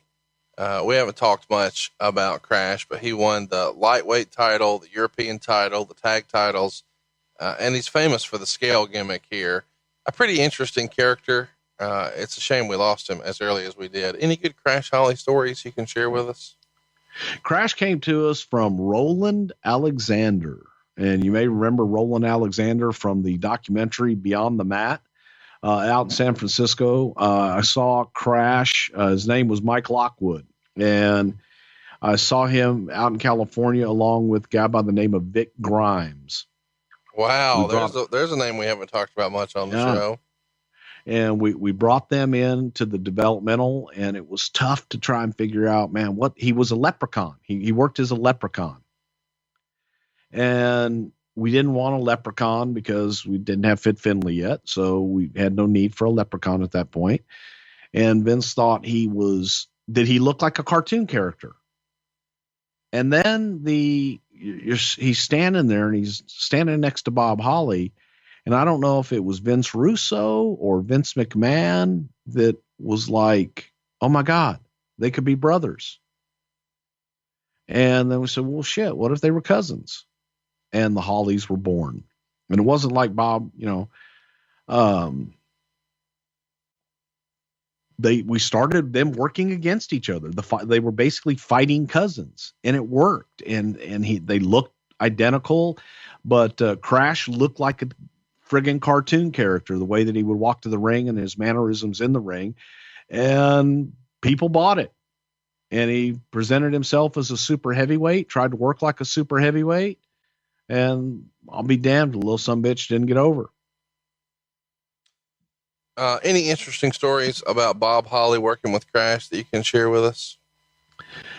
Yeah, they hated each other, so their matches were stiff as shit.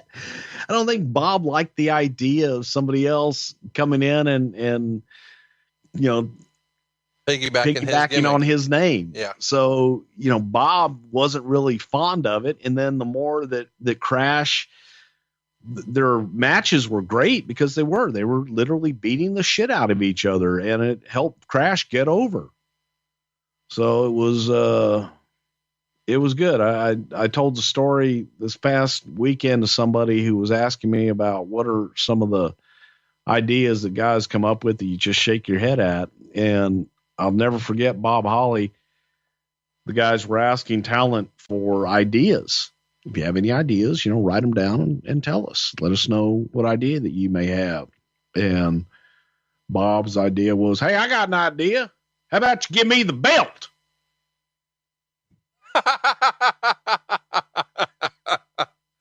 Oh my God, that's so great. And the follow-up question was, okay, then what? Then I beat everybody.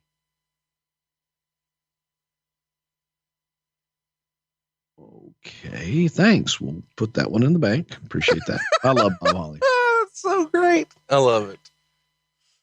And that, you give me the belt.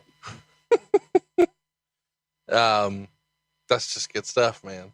Then we go to the Good Housekeeping match. We've covered this a lot. It's Jeff Jarrett defending the Intercontinental title against China.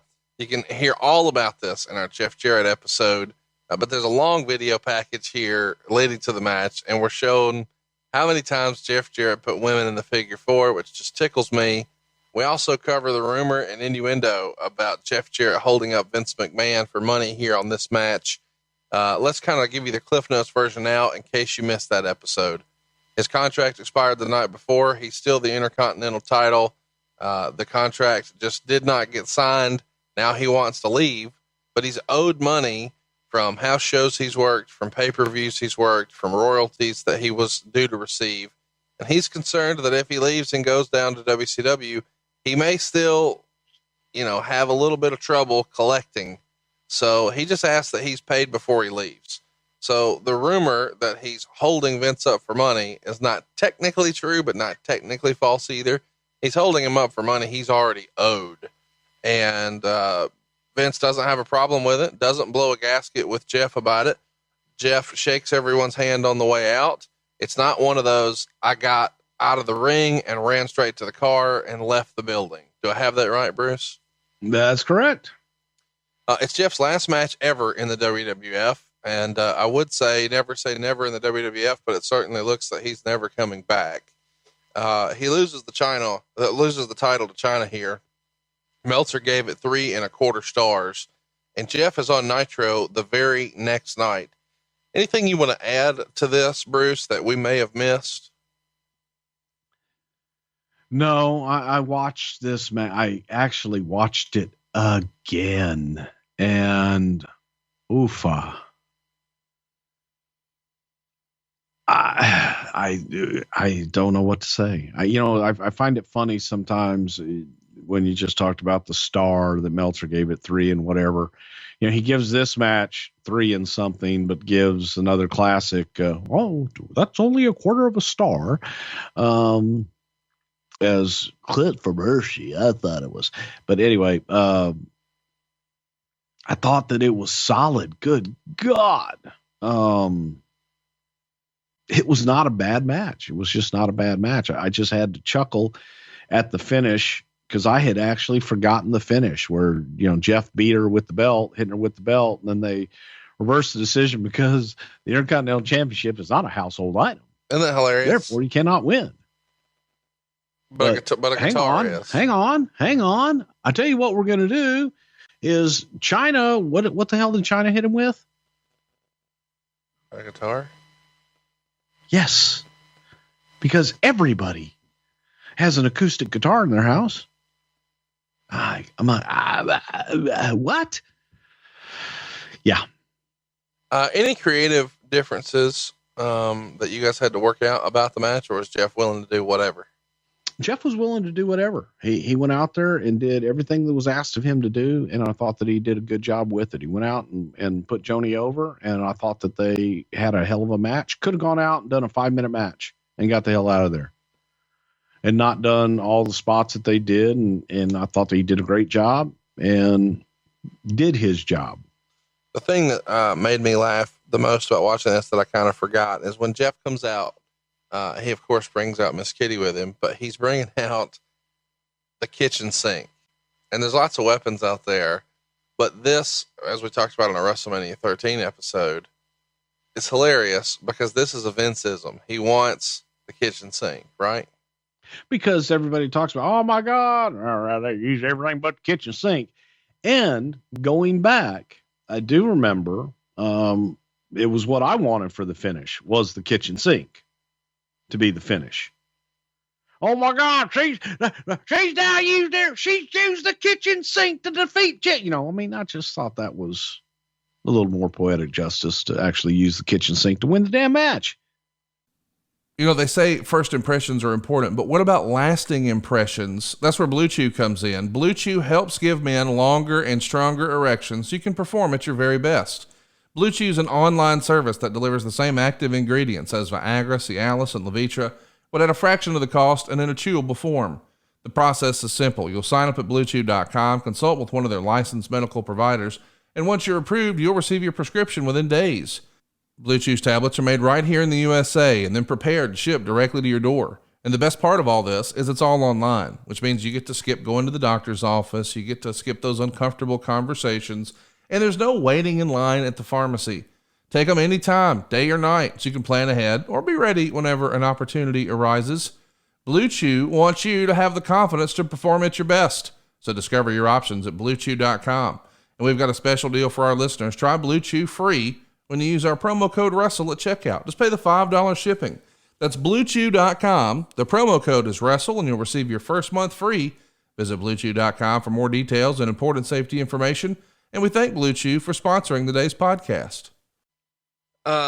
What did the guys on the roster think of China winning the Intercontinental title? It feels like a guy like Bob Holly may have taken great issue with this. When you're saying that he's pitching, let me win the belt and beat everybody. And now a woman is winning the Intercontinental title instead. Well, in fairness to Bob at the time, that pitch came many years later. It's just always one of my favorite Bob Holly stories. Everybody liked China for the most part. I don't think that people saw it as, oh my God, it's a woman getting the championship. They saw it as the story that it was. And she was just another character on the show. She eventually loses the title a few months later to Chris Jericho. And of course, of everyone in the match, the only person in the Hall of Fame is Teddy Long. Holla, holla. Yeah, I don't know why that amuses me, but it does. Next up, we go to a video package showing the history between The Rock and the British Bulldog. The Rock comes to the ring, but he doesn't bring his tag team title here. And he pins the British Bulldog in 7 minutes and 20 seconds. Meltzer wrote, Rock phoned the match in. Match, even with Rock, had no heat until the trademark moves at the finish. Bulldog took virtually all the bumps, but didn't look good. He had trouble with his power slam, with Rock getting his legs in the ropes to break the pin. Finish saw clean as a sheet with the Rock bottom and people's elbow. I don't know what clean as a sheet is, but those sheets over at brooklinen.com are pretty badass. Meltzer gave it 1 star. What'd you think of Rock and Bulldog here? This feels like something Rock would not have been tickled with, and a bit of a throwaway spot for him.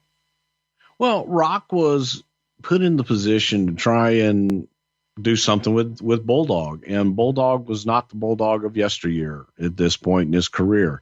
And I think it at this point we had the match booked. We'd already gotten there, and I don't think anybody was really happy with Bulldog, and it wasn't too long after this that he would have been on his way. It sucked. Yeah, it just sucked. It was off. Other than Rock's entrance in the finish, the crowd was dead. They did not care at all. Davey Boy came out to little or no reaction, and the match was sloppy. And for once, I agree with Meltzer. Yeah, they were just kind of going through the motions. Not the best match here. We've talked about the Bulldog's return here on the Unforgiven show, and he wasn't around much longer after this match.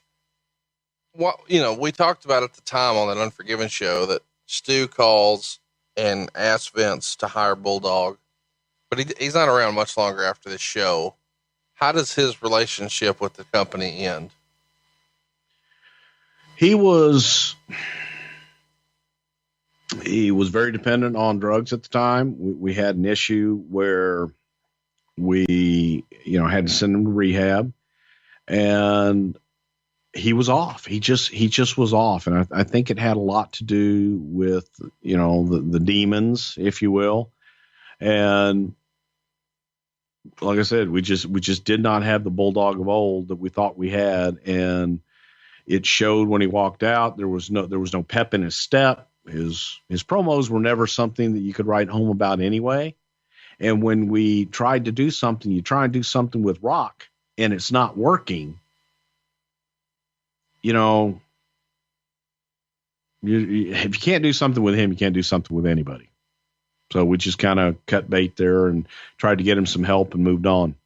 Are you watching this show in Gorilla with Vince at the time? Yes. I don't know if Vince was there or not, but I know I was, and just thinking, God, get it over. Do you think this match is really kind of the last straw for Bulldog and the company? Yes, I do. It was the idea of, hey, maybe this isn't working out the way we want, but let's give him every opportunity. Let's put him in there with Rock. And if this doesn't work, then we really don't have anything. It didn't work. So the decision was made to part ways. That is exactly what happened, because it was, if you can't make it work with Rock, then it ain't going to work. What's that conversation sound like? Does Bulldog get fired in person, and who does it? Originally, I believe that JR released him, but I know before that, JR and I had to have the discussion with him about having to go to rehab and sending him to rehab. And that's a difficult discussion. That's a hard discussion to have with people, because for the most part, when you're messed up on drugs, you don't want to admit it. You don't see it. You don't see yourself the way other people see you. Sure. And Bulldog felt that he was fine and that he could function, and he wasn't. And he couldn't function. So we wanted to do something to try and save his life. We felt that he was going down a road that he wouldn't be able to get off of. So we made the decision to try and help him out and get him some help. I don't think that he shared that sentiment. What did Rock say after the match? Best of my recollection, I don't know that, necessarily. I do remember, he wasn't happy with it because they just were off. They didn't mesh. And, Bulldog was heavy. When I say heavy, he was heavy to lift and heavy just on his feet. Rock wasn't happy with it. Rock was not happy with the match and not happy really doing it, which is why he wanted to get it over with as quickly as possible. You could tell. You could tell there was a feeling in that match, and you can watch him work where there's just a disappointment and almost a disgust in the match. Next up, we got an interview from Heat with Jerry Lawler and Terry Runnels. They're talking about the tag team ladder match and how $100,000 would be hanging from above the ring. And of course, King gets her to climb higher and higher on the ladder. And Terry is saying something like, "Can't you see it, Jerry? This is what it'll be like. Can't you see it?" And of course, Jerry, "Oh, I can see it." The winners get $100,000 and her managerial services. And this was a best of 5 series between Edge and Christian and the Hardy Boys. This was the 5th and final match. And this was called the Terry Invitational Tournament. What was the abbreviation for this, Bruce? TIT. Whose idea was TIT, and how over was TIT amongst the boys? The original idea was Vince Russo's, I'm sure. But, yeah. TIT, kind of like TNA, TIT. I like it. This idea is a Russo idea. Is that fair to say? Yes. We go to the entrances of Edge and Christian and then the Hardys. The Hardys are accompanied by Gangrel here, because, and that may sound confusing, they're trying to position themselves as sort of the new brood of sorts. They've gotten Gangrel to switch from Edge and Christian now over to the Hardys. And JR mentions on commentary that this is the first ever tag team ladder match in WWF history. And I think so many people associate these two tag teams and the Dudley Boys with their phenomenal matches at the Royal Rumble and SummerSlam and WrestleMania and just all over. But this is the first one, and it's Edge and Christian and the Hardys. Whose idea is this? Where does this come from? I believe, the idea for the whole thing was Russo's. And this is an example. I wrote this down in my notes. This is an example. Really what this was in so many ways, was a match for the brass ring.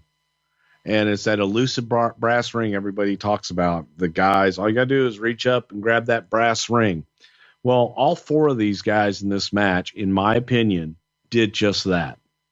They were given a platform where a lot of people can see them on a pay-per-view. They were put in a position to go out and perform, and they outperformed everybody else on the card, beg your pardon. And this to me was, watching it, I just kept saying, Jesus, this was 18 years ago. And look at the crap that Jeff Hardy is putting his body through right now. Right. Matt looked like a little baby in the match. They were so young. They were just children. But all 4 of those guys went out and performed to a level that people hadn't really seen before. And they were looking at both Edge, Christian, and Matt and Jeff as, Matt and Jeff, young kid tag team, is going to be like the Hardy Boy tag team, almost a cute and cuddly tag team like the Rockers. All of a sudden, you have to look at them in a different light because they're out there, they're busting their ass, they're taking insane punishment. They took their time, they sold. And that's something that you unfortunately don't see enough of today, especially with these table, ladder, and chair matches where you take these big bumps and then you get right up and go right into the next spot. Right. Here, they all 4 took their time. Their spots were logical. They made sense, and they were able to go out and tell a story. And they had the crowd on the edge of their seats for all their false finishes all the way through the match. To me, it was the best match that I've watched in the last 4 weeks by far. And you look back, and it still holds up today. But I can point to that match and say, hey, that's where all four of those careers started to take off, because you saw Jeff and Matt as more than just a Hardy Boy tag team. And you saw Edge and Christian as like, holy shit, they can go. Guys, I'm pumped. The NBA is finally back, and here's a way to get even more into the action following your favorite players. Playing Pick 6 from DraftKings, an official partner of the NBA. And it's super simple to get started. First, download the DraftKings Pick 6 app, and then select 2 or more players and choose if they'll have more or less of a stat, like points, rebounds, three-pointers, and more. And for all first-time Pick 6 players, check this out. New customers play $5 and get 50 in Pick 6 credits. Download the DraftKings Pick 6 app now and use our code STW. That's code STW for new customers to play $5 and get $50 in Pick 6 credit. Only on DraftKings Pick 6. The crown is yours. Gambling problem? Call 1-800-GAMBLER. Help is available for problem gambling. Call 888-789-7777 or visit ccp.org in Connecticut. Must be 18 plus. Age and eligibility restrictions vary by jurisdiction. Pick 6 not available everywhere, including New York and Ontario. Void where prohibited. 1 per new customer. Bonus awarded as non-withdrawable Pick 6 credits that expire in 30 days. Limited time offer. See terms at pick6.draftkings.com/promos. Meltzer was pretty high on the match too, man. He wrote, Matt and Jeff Hardy won the ladder match over Edge and Christian in 16.5 minutes. A must-see match, because if any of these guys make it to the top, it'll be remembered as their first great match. Of course, they all did make it. I think all of them at this point have been world champions. Edge is already in the Hall of Fame, and I'm sure everybody else here will be as well. As they're fighting for both ladders, one tips over with Christian falling off and crotching himself, Jeff catching his throat on the top rope. The other ladder tipped over similarly, and Edge caught his throat on the top, and Matt landing on his stomach on the top rope and then going to the floor. They slowly start climbing again. One ladder goes down, and 3 of the 4 guys go down with it. Jeff had to bump from the falling ladder to the one left standing. He was the one guy left and grabbed the bag of money for the win, and then celebrates backstage with new manager Terry Runnels. The fans gave the match a standing ovation, and Dave Meltzer gave it 4.5 stars. It's going to be hard to top that one, but these guys would sure try for the next few years. It was just, like it was a launching pad for all 4 of them. And I think that it tells you a lot to go back. And if you don't watch anything else on this show, go back and watch this one match and understand 18 years ago, and then think of everything that they've done since. So proud of all of them. They stepped up, they stepped beyond what anybody expected out of them. I think I could point back and look at Michael Hayes and always said that these 4 guys had it from day one and was always a big proponent of them. And I think you especially for him, can look back and go, told you so. During the match, JR mistakenly kept saying, show me the money, Matt Hardy, but it's actually Jeff on top of the ladder when he grabs the bag. And then Jeff takes this massive bump off the ladder. Somebody's going to ask, what was actually in the bag? There was only $42,609 in the bag. That's all we could fit in that particular bag. So the rest of the money they got in the bag. Okay. What was really in the bag? I think that there was some Brooklyn and sheets. It was like I don't know, it's not sheet, but almost like canvas. Okay. You know what I'm saying? Like just canvas to give it the full effect. So it was a canvas bag, and then it was like a sheet or something inside of it to give you that feeling of fullness. What was the reaction backstage when these guys were doing these high spots? It's stuff that nobody had ever really seen before.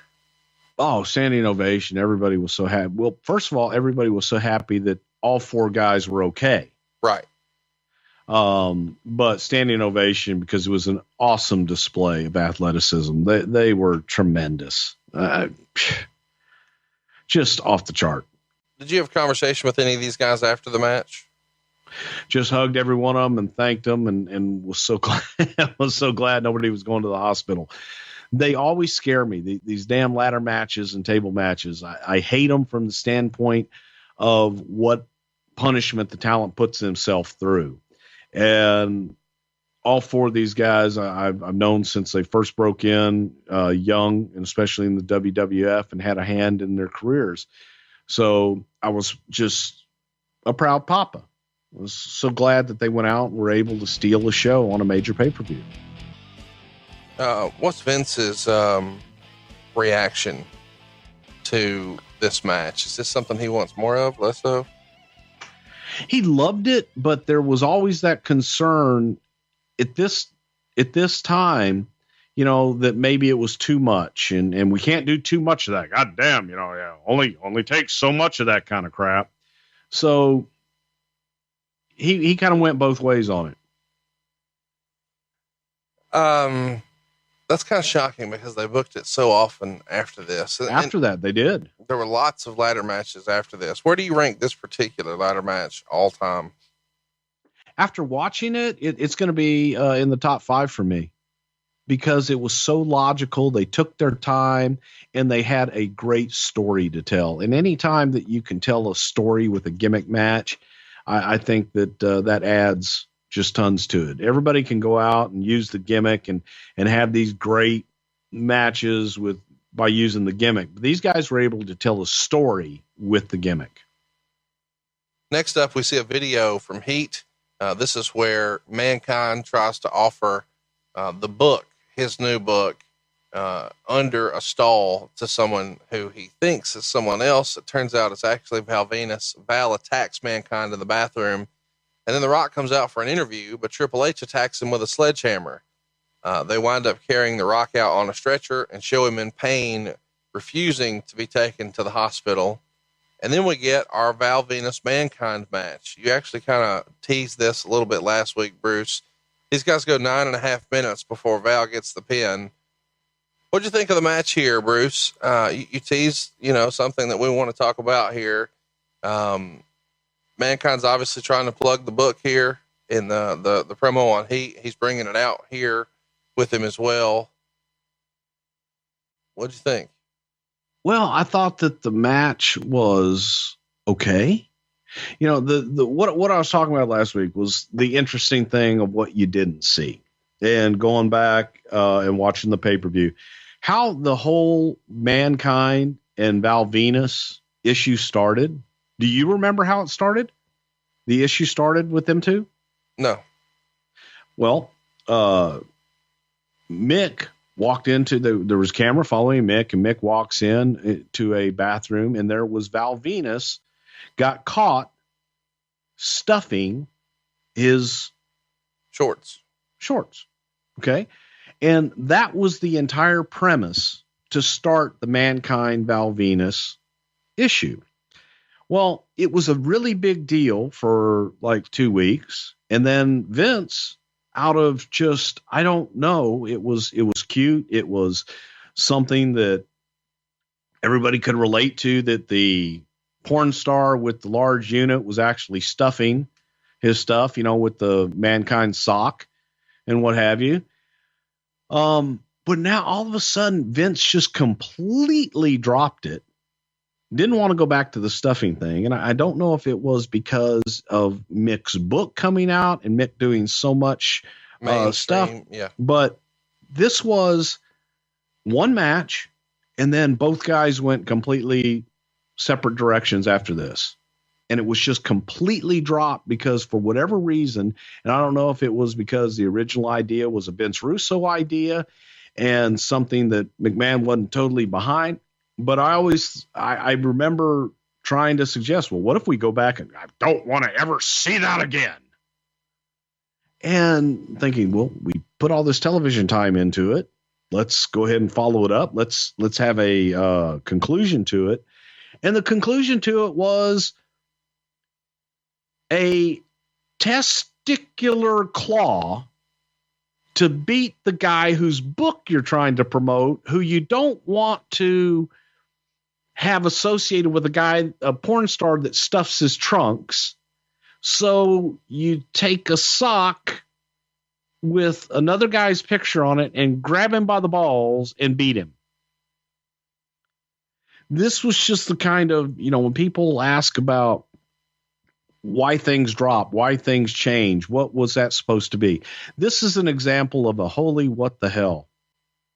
Because there was no rhyme or reason to any of it. And there were things that were started and then stopped. And then we had an ending that made no sense. And then Vince all of a sudden decided that he didn't like the former porn star gimmick anymore. We go to right to censor and next. Without any rhyme or reason or logical following. And it was just a frustration for me because I did like the Val Venis gimmick. We did invest in the damn thing. We did say he was a former porn star. So either go there and embrace it and make something out of it, or tell me a story and get me out of it. And the story that we told to get out of it was all of a sudden he's now with right to censor and he cuts his hair and he is against everything that he was before. But no real story to get into it. And that was during a time that I just was really kind of frustrated with the I don't want to say lack of storytelling, but the dropping of storytelling and just moving on that we were guilty of for just so many years of and this was an example of it that just went nowhere and died. Mankind is under the weather here, and with the mask, he's having a pretty hard time breathing. So he's moving kind of slower than normal, but still taking all of his trademark bumps. And Lawler is trying to advance this whole storyline, I guess, because when Mankind starts to reach into Val's trunks, they're teasing that he may be trying to pull out the big Valboski. I don't know why he would want to pull that out, but of course it's Rocco, which is Socko except with an eyebrow. It's the Rock's version of the sock puppet. Val ends up getting the win by pinfall when Mankind has him in the mandible claw. But then Val had Mankind in the testicular claw at the same time, and they fall with Val landing on top of him for the pin. Of course, we got the money shot in there too. How did Mick enjoy working with Val? It seems like these guys would have got along pretty well. They did get along well, and for the most part, they had good matches. And you talked about the money shot with Val Venis. I thought Val Venis had one of the best splashes in the business as well. And I don't think he gets enough credit for that either. But another part that I just kind of shook my head on in this was 2 matches ago, you had a Good Housekeeping match where they used tongs. Right. We're trying to use tongs to grab Jeff Jarrett's testicles. And now here we're using a Rocco sock puppet to grab Mankind's testicles and beat him. A lot of testicle grabbing going on here. There is. And you had the hose and the pimp and the porn star and, other guys are telling you to suck it. There's a lot going on here. There's the tit tournament. The book here doesn't get enough credit. Have a Nice Day is Mick's first book, and they're plugging it a lot during the match. Of course, Mankind's trying to get it on TV as much as he can as well. And Mick didn't use a ghostwriter. He wrote all the pages himself. It's a huge book, like 600 pages. It debuts at number 3 on the New York Times bestseller list, and it ends up reaching number 1 in December of 1999. And this was really the first wrestler autobiography of the sort that came out, and we get a huge rash of books after, because when everybody sees their success here, there's a big interest in the book world, and of course all the boys smell money, so they're in too. What did Vince think of this book? Vince liked Mick's book, and the original idea behind the books was there was a woman by the name of Judith Reagan, and she had a book company, Reagan Books. She was interested in doing some work with the WWF, and they had several talent that they wanted to come out with books. Obviously, they wanted Austin, they wanted Rock, they wanted Undertaker, and Mick got the nod because he had an interesting story, and they thought it would make for good reading, and they didn't want to give him Austin right away. So they had a ghostwriter by the name of Lou Sahadi. You may recognize that name from David Sahadi. It was David Sahadi's dad, who is a writer by trade. So Lou met with Mick Foley several times, and they went over different parts of Mick's life, and Lou tried his hand at writing Mick's book. Well, Mick hated it. Mick felt that it didn't capture his life in any way, shape, or form, and Mick went and asked Vince if he could write his own book. And Vince said, well, you can try, but I'd really like a professional to do it. This is our first outing, and I'd like it to be a successful one. So Mick Foley got, the spiral notebooks. Yeah. Just bought a bunch of spiral notebooks and hand wrote every single word of that book. And he would be on planes and he would handwrite these things in these spiral notebooks, and he would hand them off to people to read. And it was great being on a plane with Mick because you could read his book right ahead of time. And then they would have someone transcribe it and type it all out. But every word in that book is Mick's own words. Mick wrote every single one of them. And it was absolutely excellent. I think that he did a better job. It is the best wrestler autobiography I've ever read, and the best one that they ever produced, in my opinion. Next up, we see The Rock on a table backstage being attended to, and now it's time for our four-corner elimination match. Kane comes out first, then X-Pac, followed by the Acolytes. X-Pac winds up winning the Four Corners elimination match in a little bit of an upset. They go 10 minutes and 8 seconds. Meltzer wrote, the match had no heat this late in the card. There was something missing with mistimed spots with Kane against the Acolytes. The finish was mistimed badly enough that the crowd was flat for it. After all the months of building the finish where X-Pac would finally pin a big guy, the crowd could have cared less when he did so. 1.5 stars. I actually enjoyed the match. I didn't hate it nearly as much as Dave did. I enjoyed seeing how stiff JBL could be at times, and it's always fun to see how X-Pac works with bigger guys. And I enjoyed, X-Pac trying to say he wanted to take on Kane, and Kane kind of thinking this is laughable. I thought it told a good enough story. Meltzer didn't agree. What did you think, Bruce? What the hell was the match for? I mean, you this is your show. You were there. You booked it. So, well, that's my point. It was thrown together and it was haphazard. And I think that this was just another casualty of Russo had things booked, and there wasn't a whole lot of things that were thought out by the time he had left. And now we're salvaging. So Vince just said, well, we'll keep it. And goddamn, X-Pac beat bigger guys. To me, watching it, going back, there wasn't enough of a story for me and or the audience really to care about the match. I thought the crowd was deader than Kelsey's nuts, and they sat on their hands. It was a decent match. All four guys worked hard, but I don't think that the audience was involved in it. They didn't really give a shit who won or who lost. And some of the finishes, the eliminations were so damn fast that you're kind of shaking your head going, what just happened? But as a match, I guess it was okay, but no story. Kane and X-Pac seems like kind of a weird pairing. Whose idea was that? How does that come to be? That came to be, that was a Vince Russo idea, and it came to be just exactly what you said. It's an odd pairing. It's a weird pairing. So it was the odd couple that they would actually be able to function as a team and be successful. They're tag team champions. But the original idea behind it was they had Terry Pac as kind of a love interest with Kane and then put her with X-Pac. But it was just that. So the people would say, that's an odd couple. How are they going to work together? And then they become successful.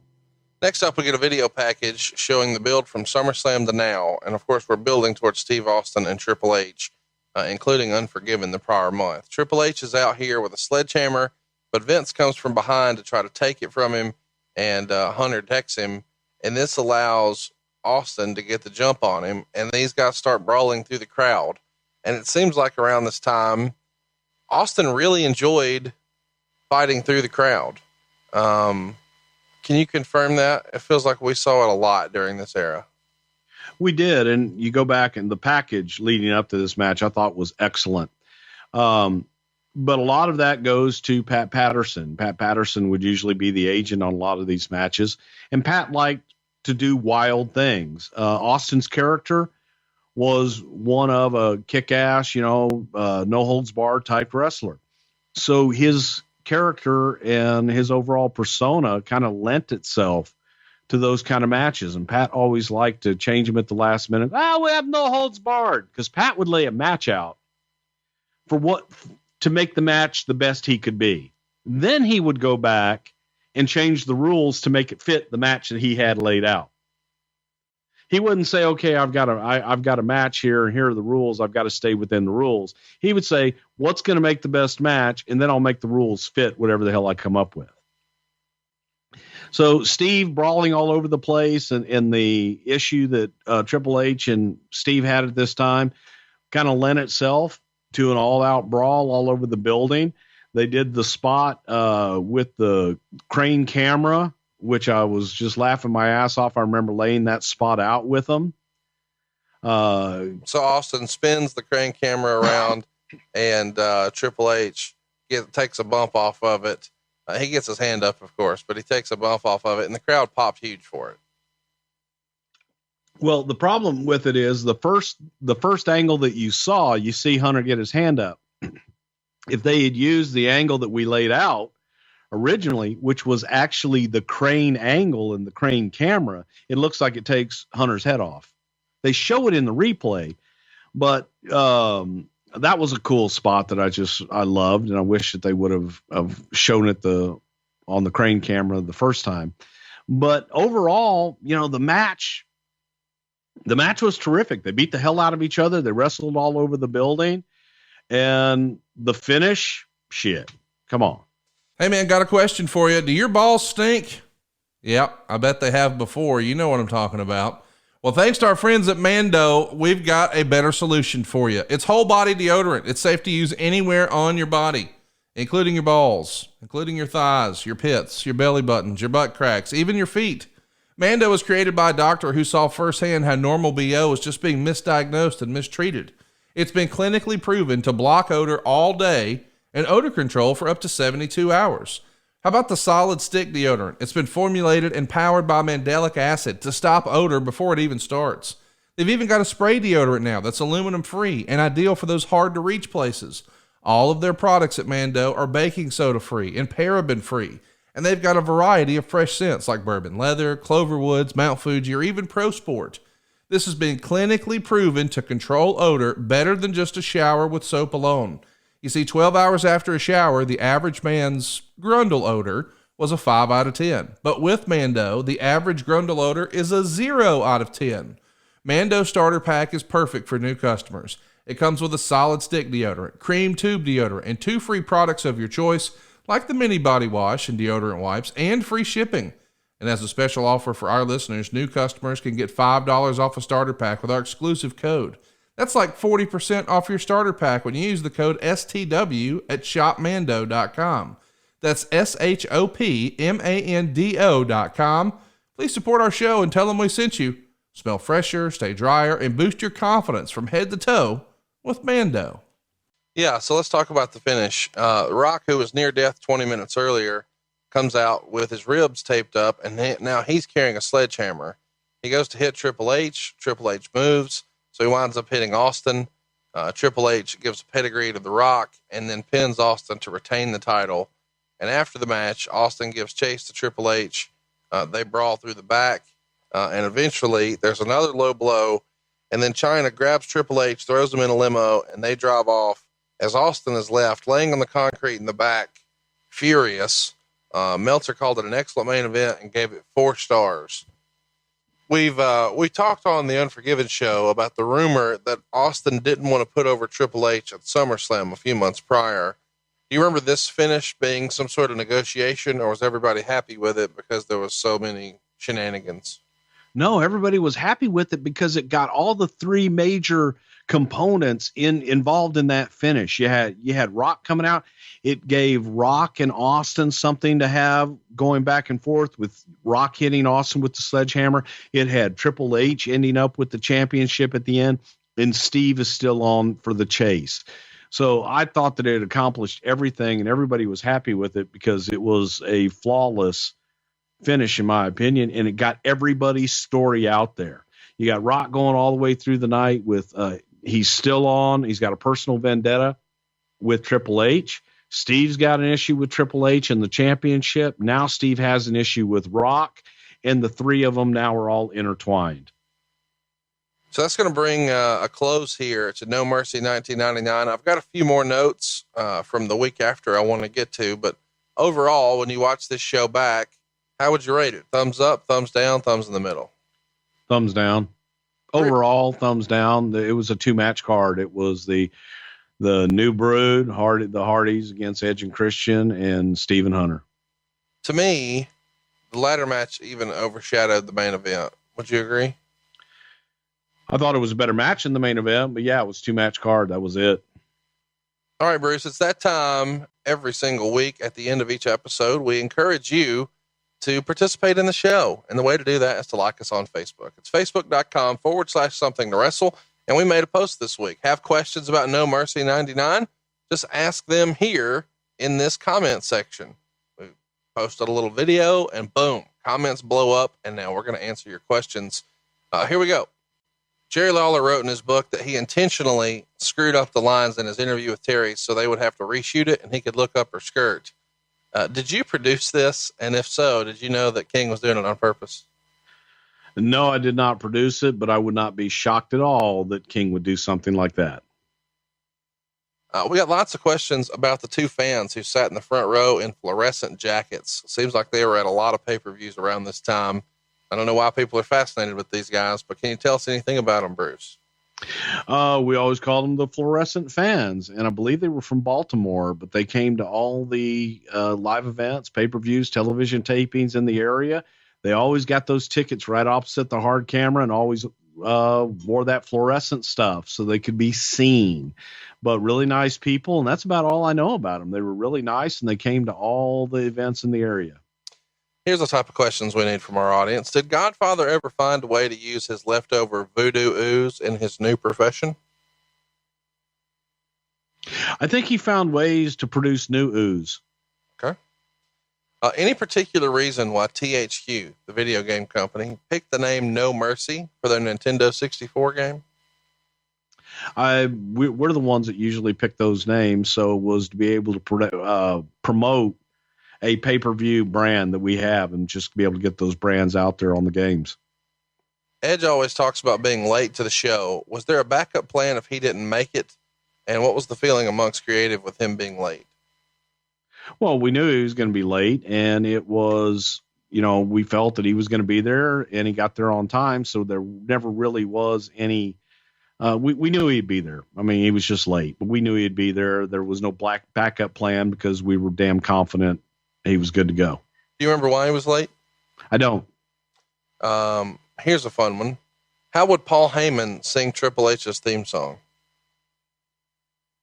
I don't know the words to Triple H's theme song. I have no idea, sir. So you would have to give me another question. And if you have another volley, feel free to volley now. Okay. What would Corny say about Miss Kitty's outfit? God damn. It's tighter than I don't know. Well, you're really good today. I'm sorry. I'm the shits today. Mick Foley wrote in Foley is Good that Russo and Ferrara wrote months of TV before heading to WCW. It was said to be a bunch of garbage, including an angle with Mankind asking for The Rock to marry him.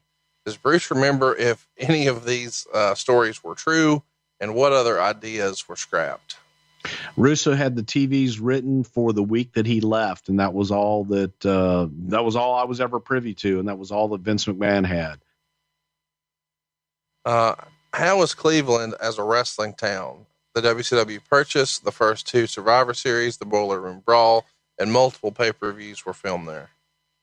Cleveland and Ohio, the state in general, were great wrestling towns, and Cleveland was a great market for us, as evident is, Survivor Series we ran there, the Gund Arena, but we had a really favorable building deal there as well. But the audiences were it's a great sports town. So it was always good to us. With X-Pac getting the win here in the Four Corners match, couldn't this have been a great jumping off point for him to have a run with the IC title? He did, didn't he? I think that it was another opportunity for X-Pac and Kane there, but I think this was the opportunity, and this is where we saw X-Pac kind of just branch off into singles. Ryan wants to know, has Triple H ever accidentally connected with the sledgehammer? Yeah, all the time. Why wasn't the Big Show on this card? I don't remember specifically. There just wasn't a place for him. And as I said to begin with, this was kind of something that we were trying to get through and regroup for Big Show. And when I was watching the whole thing with Mick Foley in the bathroom with Val Venis, my first thought was that was Big Show in the stall. And obviously it wasn't. It was Val Venis. But I can't really answer that one because I don't remember exactly where we were going with Big Show at that time. How far did you guys consider pushing Val Venis? God, there was talk at one time to push Val. I mean, we felt that there were those that felt that Val could have been a top guy, but then there was also, I know Jim Ross and Vince McMahon both kind of felt that you could only go so far with the porn star gimmick. I thought that Val could have been a top guy. Val could have been somebody that could have competed for the WWE championship. And if you're going to be edgy, then be edgy and go for it. If you're not going to be edgy, then don't create those kind of characters that you can't push to the moon. I always was brought up on the philosophy that, you bring in a talent. Traditionally, you should look at them being in the main event of WrestleMania. Let's talk about, and this is kind of a fun one for me. Whose idea was it for Paul to use the sledgehammer as its weapon? Now it's iconic. Whenever you watch and see the sledgehammer, you automatically think of Triple H. You do. And I think it was, I want to say it was either Triple H or Vince McMahon, because they were looking for something different. They were looking for something that everybody else doesn't use. They didn't want to use a chair. They didn't want to use something else. And they thought, well, a sledgehammer. And all of that was supposed to be just a one-off, but then it became his signature. And like I say, now it's iconic. But in the beginning, it was, we just needed something different to use. And a sledgehammer was big and effective. How hurt was Austin here? During this time, Steve always had those nagging injuries. And I want to say this was coming off of one of Steve's knee injuries as well.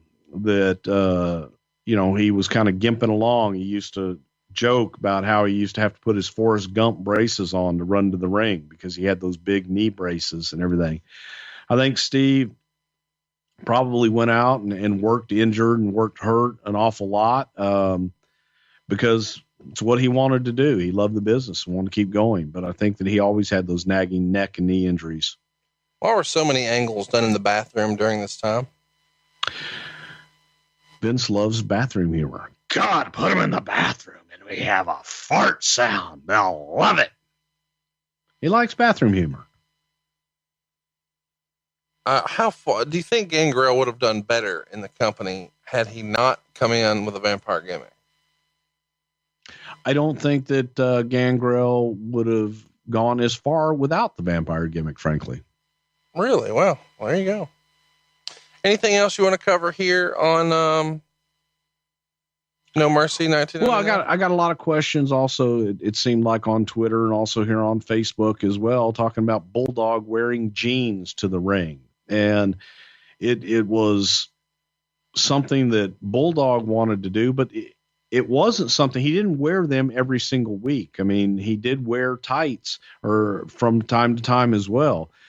This particular pay-per-view, he actually wore jeans, and that was just a decision on Bulldog to try and look different from what he had previously done. The night after No Mercy, they're doing Raw in Columbus, Ohio. They draw $312,000 with 10,843 fans, only about 1,400 shy of a sellout. And of course, the show opens with Rock doing a promo talking about his title match at Survivor Series with Triple H. But Austin comes out and says he deserves another shot because Rock cost him the match. We would also see Moolah and Mae Young do an interview where Mae would challenge Moolah to a title match, and they have to do a little bit of a pull apart. Mark Henry visits a fourth sex therapist. This time it's a lady who looks like Janet Reno, I guess. You've also got the Hollies winning the tag titles for Mankind and Rock when Triple H does a run in and gives Rock a pedigree. So an interesting show, but the news coming out of the show is in the next issue of the Observer. And this is what I wanted to get to. Dave wrote, there are no plans for the foreseeable future to use Shawn Michaels on television. He has heat with most of the top talent in the company and management for a variety of reasons, including his WWF web chat where he complained about Austin as champion not putting over Triple H cleanly at SummerSlam. Do you remember this, Bruce? There's rumored innuendo out there that Shawn managed to alienate himself from Rock, Austin, and even Triple H. Do you remember Shawn during this time being pretty difficult to deal with? No, it wasn't difficult to deal with. He was being an asshole and just going out into business for himself. And in my opinion, I think at the time that Shawn just didn't want to do anything. So he would do controversial things to try and see what are they going to do now? That's my feeling. I think that's why Shawn did it. So that, I think Shawn liked having that heat. Shawn liked rubbing people the wrong way. And I think he got what he wanted. Okay. We just won't use Shawn for anything else going forward. But he had a lot of heat with a lot of people. Definitely. Around this same time, the Toronto Sun reported that the WWF had lukewarm interest in buying the Canadian Football League's Toronto Argonauts. Do you remember there being any sort of preliminary discussion before the XFL that Vince may try to buy Toronto's Canadian League team? We were looking at, I don't remember which one it was, but yeah, he was definitely looking to buy a Canadian football team. A couple of weeks after this, I keep bringing this up because I hope one day it wins a poll, and it hasn't yet. It's been on a few times. Meltzer wrote, the initial valuation of WWFE stock before it went public, with 17% of the company being put on sale at a valuation of $137 million, would make the value of 100% of the stock $806 million. That would, on paper, make the remaining 83% of the stock owned by the McMahon family to be worth $669 million. By the end of the first day of trading, the time the stock initially opened at 32, the McMahon family stock would have been worth on paper $1.56 billion. But it was back down at the end of the day to $1.23 billion. The company's stock at this point in late 99 is worth $1.7 billion. This is the hottest the company's ever been, and going public changed not just the company, but the industry and the McMahon family forever. Did it not? Definitely. It changed a lot of people's lives, without a doubt. So hopefully it wins a poll one day. I just wanted to get that in there because it did happen around this same time. And it was an interesting time behind the scenes, on camera, lots of stuff going on. That was No Mercy 1999. And now it's time to tell you what we might talk about next week. Bruce, are you ready for this week's poll? I'm ready. Give it to me. All right, let's do it. Can't believe we're really doing this. You let me pick 3 and I'll let you pick 1, and yours is hilarious. My first pick is In Your House, Buried Alive. This goes down on October 20th, 1996. It happened at the Market Square Arena in Indianapolis. Stone Cold Steve Austin took on Hunter Hearst Helmsley. Owen Hart and the British Bulldog were battling for the tag belts against the Smoking Guns.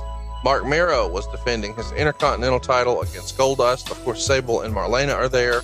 We've also got Psycho Sid taking on Vader. And maybe the most interesting match at the time in company history, The Undertaker is taking on Mankind with Paul Bearer in a Buried Alive match. What might we talk about if In Your House, Buried Alive wins the poll?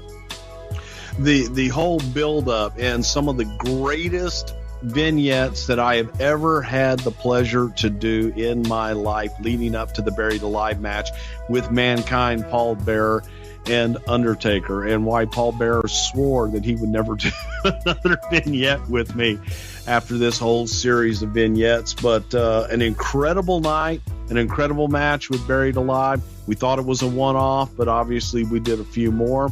And don't forget Shawn Michaels and Goldust for the WWF Championship. An incredible card. We'll talk all about it. Let's go to poll topic number 2. Hopefully you liked No Mercy today. Well, let's do it again. No Mercy 2003. This one goes down October 19th, 2003. This time we're in Baltimore, Maryland, and a pretty interesting card here. We've got Tajiri taking on Rey Mysterio for the Cruiserweight title. Benoit is taking on A-Train. Zach Gowen is wrestling Matt Hardy. We've got the Basham brothers taking on the APA. And then, how's this for fun? An I Quit match with Vince McMahon, who has Sable in his corner, taking on Stephanie McMahon, who has Linda McMahon in her corner. We've also got Kurt Angle taking on John Cena. Big Show challenging for the United States title against Eddie Guerrero. And Brock Lesnar is going to be defending his world title against The Undertaker.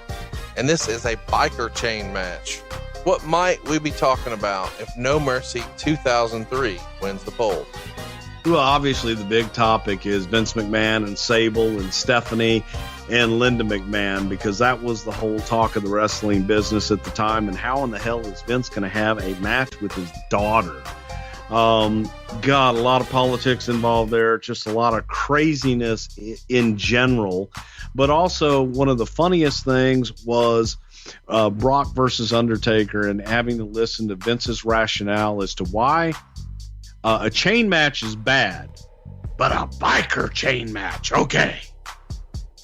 Anyway, yeah, another Vince rationale. Such an interesting card, too. You know, you've got Tajiri, Mysterio, Benoit, Zach Gowen, you know, Vince, Eddie Big Show, Stephanie, Eddie Big Show, Kurt Angle, and John Cena. But that's something a lot of people think never happened, and it happened. So that's what we might talk about if No Mercy 2003 wins the poll. Next up, something that's a first. It's Taboo Tuesday 2004. People thought this would never happen, but it did. It's another Tuesday pay-per-view. Of course, they tried Tuesday in Texas back in 91. They bring it back here, but they tried something different. They let the fans pick the stipulations. Lots of rumor and innuendo here. It goes down in Milwaukee, Wisconsin on October 19th, 2004. And it's got a pretty memorable main event. It's Randy Orton and Ric Flair inside of a steel cage. Just before that, we would get Triple H and Shawn Michaels. How about a lingerie pillow fight between Christy Hemme and Carmella? Don't forget, Chris Benoit and Edge are taking on La Resistance for the tag titles. Not something you probably thought you'd see. Eugene is taking on Eric Bischoff in a Choose the Losers fake match. Gene Snitsky, it's not my fault, taking on Kane. Of course, Lita is there for the weapon of choice match. Trish Stratus is also competing in a Fulfill Your Fantasy Battle Royal for the WWE Women's Championship. That's a real thing. And Shelton Benjamin, Chris Jericho, is the opening match here on the card. I guess we should mention, too, there was a match that was on the pre-show. Sergeant Slaughter, Muhammad Hassan. Talk about a blast from the past. There's so much going on this card.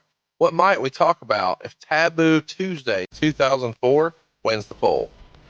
Well, whose idea it was to do the whole Taboo Tuesday, and you know why we even did it in the first place. It was an opportunity to get a lot of fan interaction and have people participate in the pay-per-view. So it was really an experiment, and we'll talk about the whole reason why, who came up with it, as well as how we came up with a lot of the stipulations for the matches, and some of them were absolutely crazy. The cage match is pretty good, but there's another match on here, maybe not so much. It's Taboo Tuesday 2004. That's poll option number 3. Last but certainly not least, we're gonna break the mold here. So far, we've got 3 pay-per-views on the poll.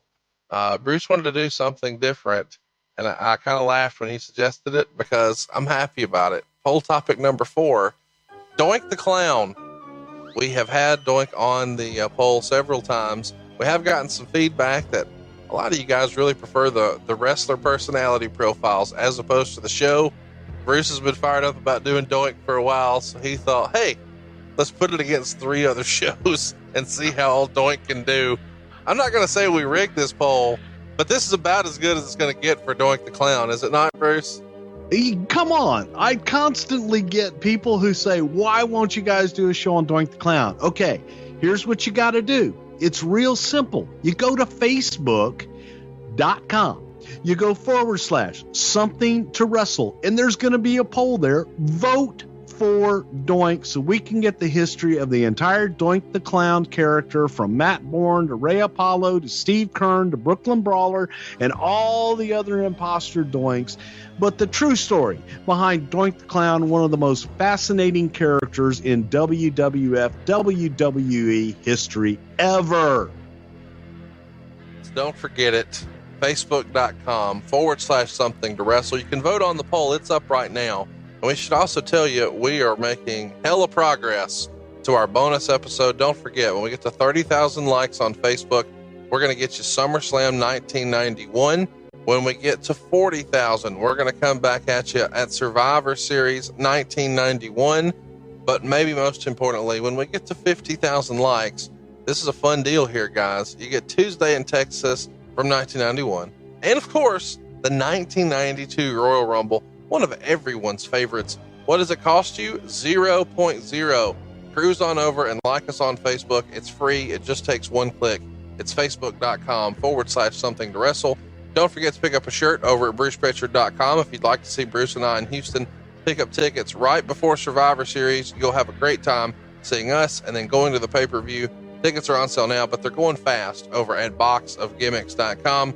And of course, you can follow Bruce Prichard and keep up with all things Bruce at Bruce Prichard on Twitter. I am at Hey It's Conrad, and we are out of time.